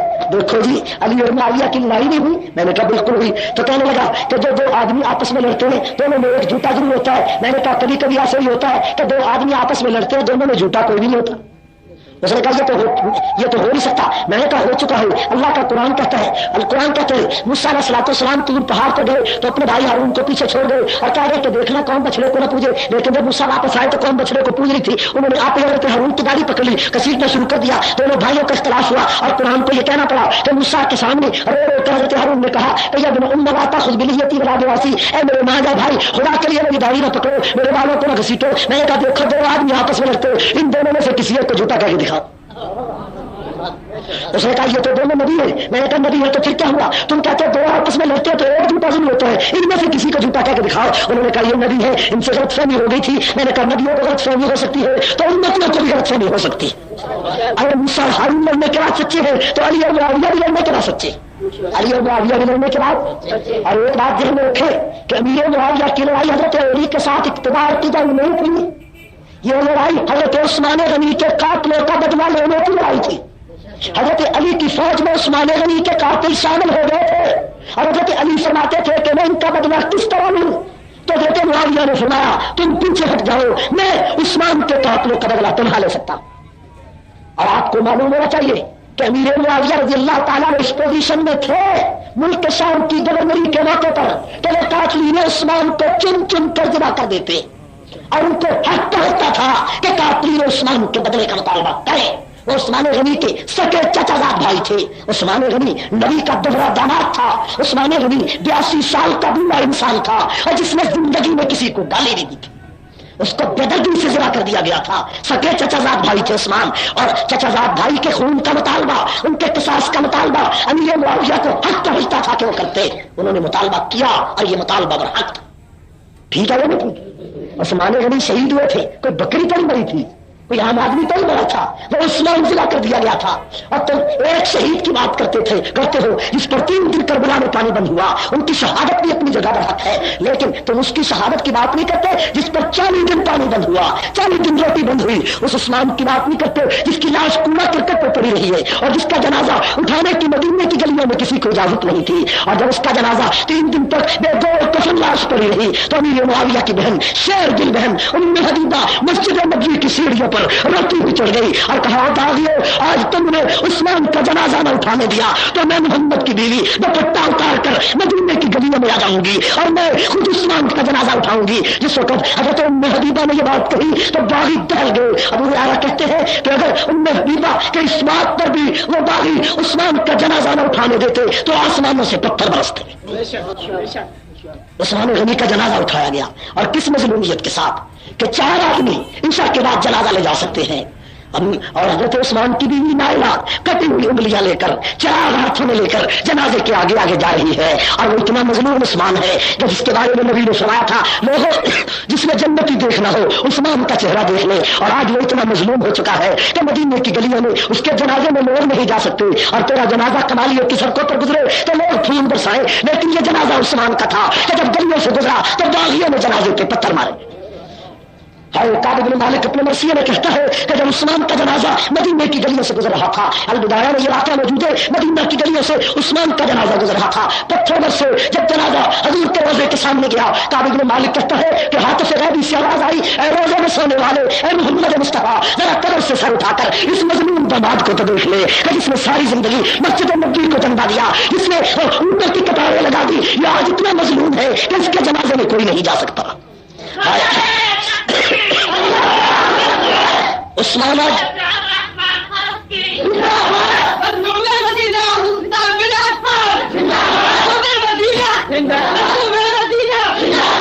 آج اتنا مضمون عثمان ہے کہ آج میں اور آپ اس کی شہادت کی بات نہیں کر سکتے. میرے پاس تفصیلی وقت نہیں کہ میں آج آپ کو عثمان کی شہادت پر بلا دوں. خدا کی قسم عثمان کی شہادت کا وہ واقعہ جو البدایہ میں حافظ عماد الدین ابن کثیر نے لکھا ہے، اس کے واقعے کو پڑھو آپ دھاڑے مار کر اٹھو گے. ایسا دردناک منظر کھینچا ہے کہ عثمان غنی رضی اللہ تعالیٰ عنہ کے بارے میں کعب بن مالک اپنے مرثیے میں کہتا ہے کہ کعب تو اپنے باپ مالک کی موت پہ ہوتا ہے، تو عثمان کی شہادت پہ آنسو کیوں نہیں بہاتا کہ جس کی شہادت پہ پہاڑوں میں زلزلہ آیا، جس کی شہادت سے سمندروں کا پانی ٹھہر گیا، جس کی شہادت سے آسمانوں کے فرشتے بھی روئے. اتنا مظلوم عثمان تھا. ہائے جریر بن عبداللہ کو جب حضرت علی نے بھیجا کہ جاؤ معاویہ سے میری بیعت لے کر آؤ. جریر بن عبداللہ کہتے ہیں کہ جب ملک شام میں گیا تو دمشق کی جامع مسجد میں نے دیکھا امیر معاویہ خطبہ دے رہے ہیں. ان کے ایک ہاتھ میں عثمان کا خون آلود کرتا ہے اور دوسرے ہاتھ میں حضرت نائلہ کی کٹی ہوئی انگلیاں ہیں، اور وہ فرماتے ہوئے کہ شام کے لوگ تم یہاں سوئے پڑے ہو اور تمہارے خلیفہ کو مدینہ کی گلیوں میں لوگوں نے اس طرح ذبح کر دیا جس طرح گائے کو ذبح کیا جاتا.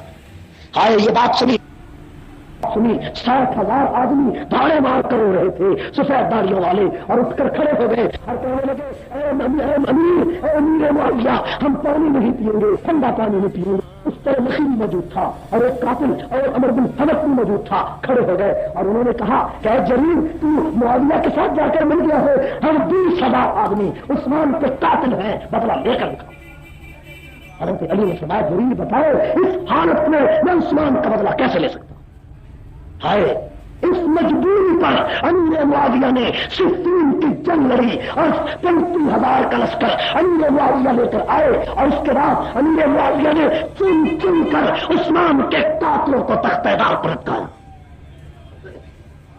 یہ ٹھیک ہے کہ حضرت علی کا درجہ عظمت میں، بزرگی میں، علم میں، تقوی میں، ولایت میں امیر معاویہ سے بہت بلند ہے، اس میں کوئی شک نہیں.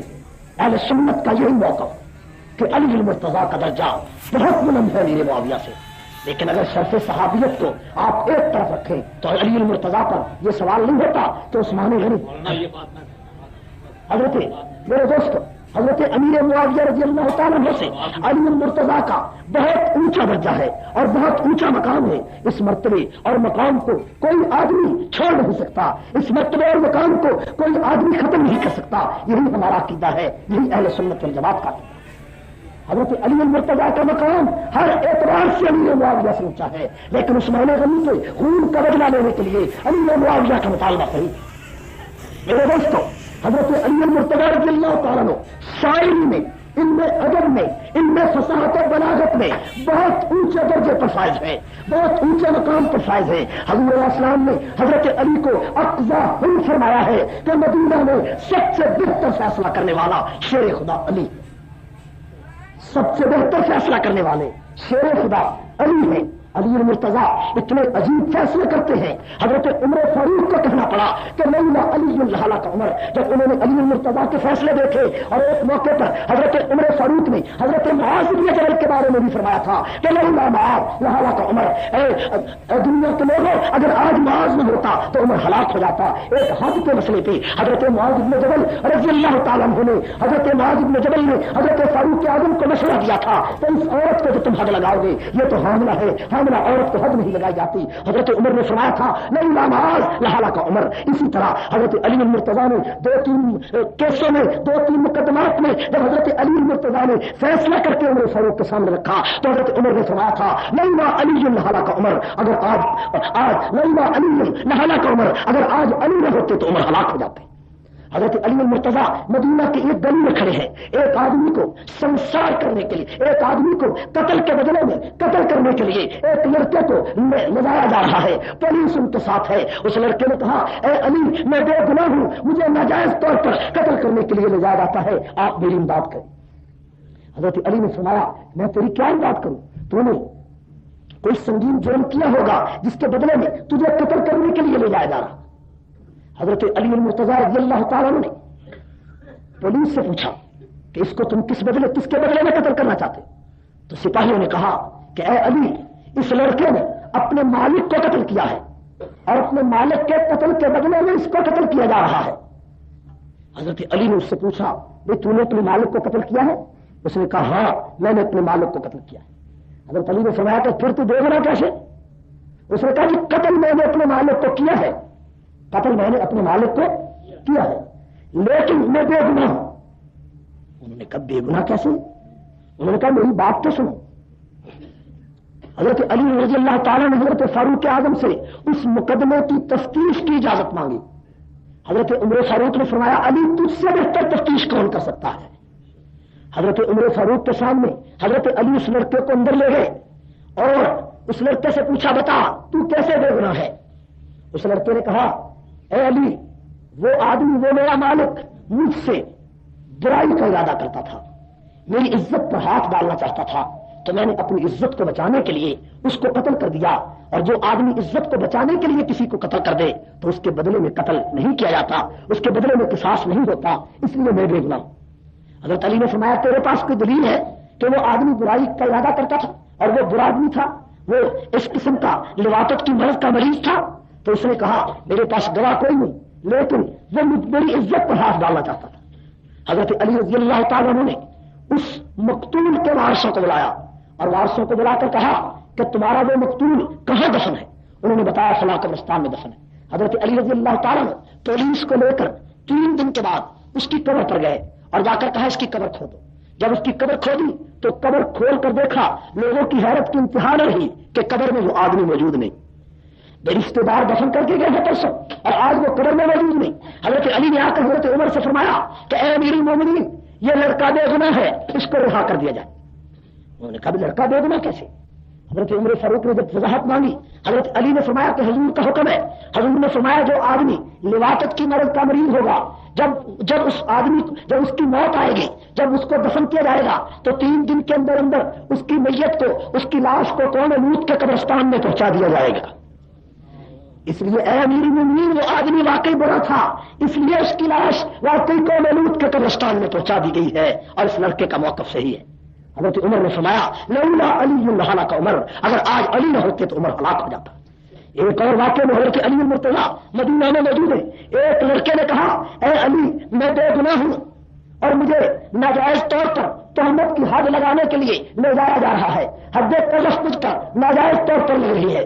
حضرت علی نے فرمایا بھئی ناجائز کیسے حد قذف ہے؟ تو نے تہمت لگائی ہوگی کس پر, اس کے بدلے میں تجھے 80 کروڑ کی سزا ہوئی ہے. ایک حضرت علی آگے آئے تو دیکھا کہ ایک عورت اس مجرم کے ساتھ ساتھ جا رہی ہے. حضرت علی رضی اللہ تعالیٰ نے فرمایا کیا بات ہے؟ تو وہ لڑکا کہنے لگا کہ اے علی وہ جو عورت ہے وہ میری ماں ہے. وہ عورت میری, لیکن وہ کہتی ہے کہ میرا تو نکاح ہی نہیں ہوا, لیکن ہے وہ میری ماں اور کہتی ہے کہ میرا نکاح نہیں ہوا. حضرت علی نے اس عورت سے پوچھا کہ یہ بھائی تیرا لڑکا ہے؟ تو عورت کہتی ہے نہیں, توبہ توبہ میرا تو ابھی تک نکاح نہیں ہوا. اس کے بھائیوں نے کہا ہم نے تو اپنی بہن کا ابھی تک نکاح نہیں کیا. تو تہمت تو یہی تھی نا کہ لڑکا کہتا ہے کہ یہ عورت میری ماں ہے اور عورت کی ابھی تک شادی نہیں ہوئی, تو عورت پر تہمت لگ گئی کہ نہ لگ گئی؟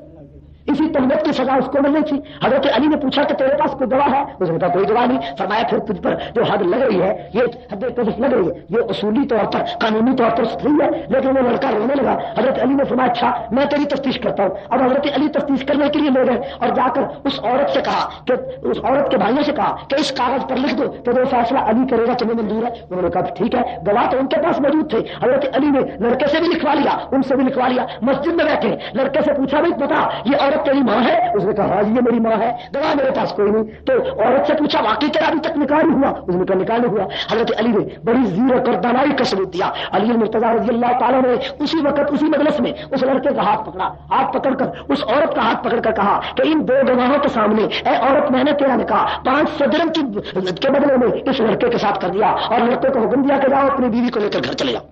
جس وقت اس لڑکے نے اس عورت کا بازو پکڑا اور وہ لے جانے لگا تو عورت چیخ کر کہتی ہے اے علی بیٹے کے ساتھ ماں کا نکاح کیسے ہو سکتا ہے؟ اس کے علاوہ کوئی اور بات نہیں تھی, کوئی اور طریقہ نہیں تھا کہ جس طریقے کی بنا پر وہ اس کیس کی تفتیش کی جاتی کہ لڑکی چیخ کر کہتی اور چیخ کر کہتی ہے کہ یہ لڑکا میرا واقعی لڑکا ہے اور میرا نکاح اس کے ساتھ کیسے ہو سکتا ہے. حضرت علی نے پوچھا بتا تم نے جھوٹ کی بولا؟ اس نے کہا یہ لڑکا بچپن میں تھا, بچہ تھا کہ میرا خاوند فوت ہو گیا تھا, اس کی بڑی جائیداد تھی, میرے بھائی جائیداد پر قبضہ کرنا چاہتے تھے اور اس لڑکے کو میرا لڑکا ہی ثابت نہیں ہونے دیتے تھے, مجھے انہوں نے پکا کر رکھا تھا. اس مجبوری کی بنا پر میں نے کہہ دیا یہ میرا لڑکا نہیں. اے علی تیرے جیسی ذہانت اور کسی کی نہیں ہو سکتی. وآخر دعوانا الحمدللہ.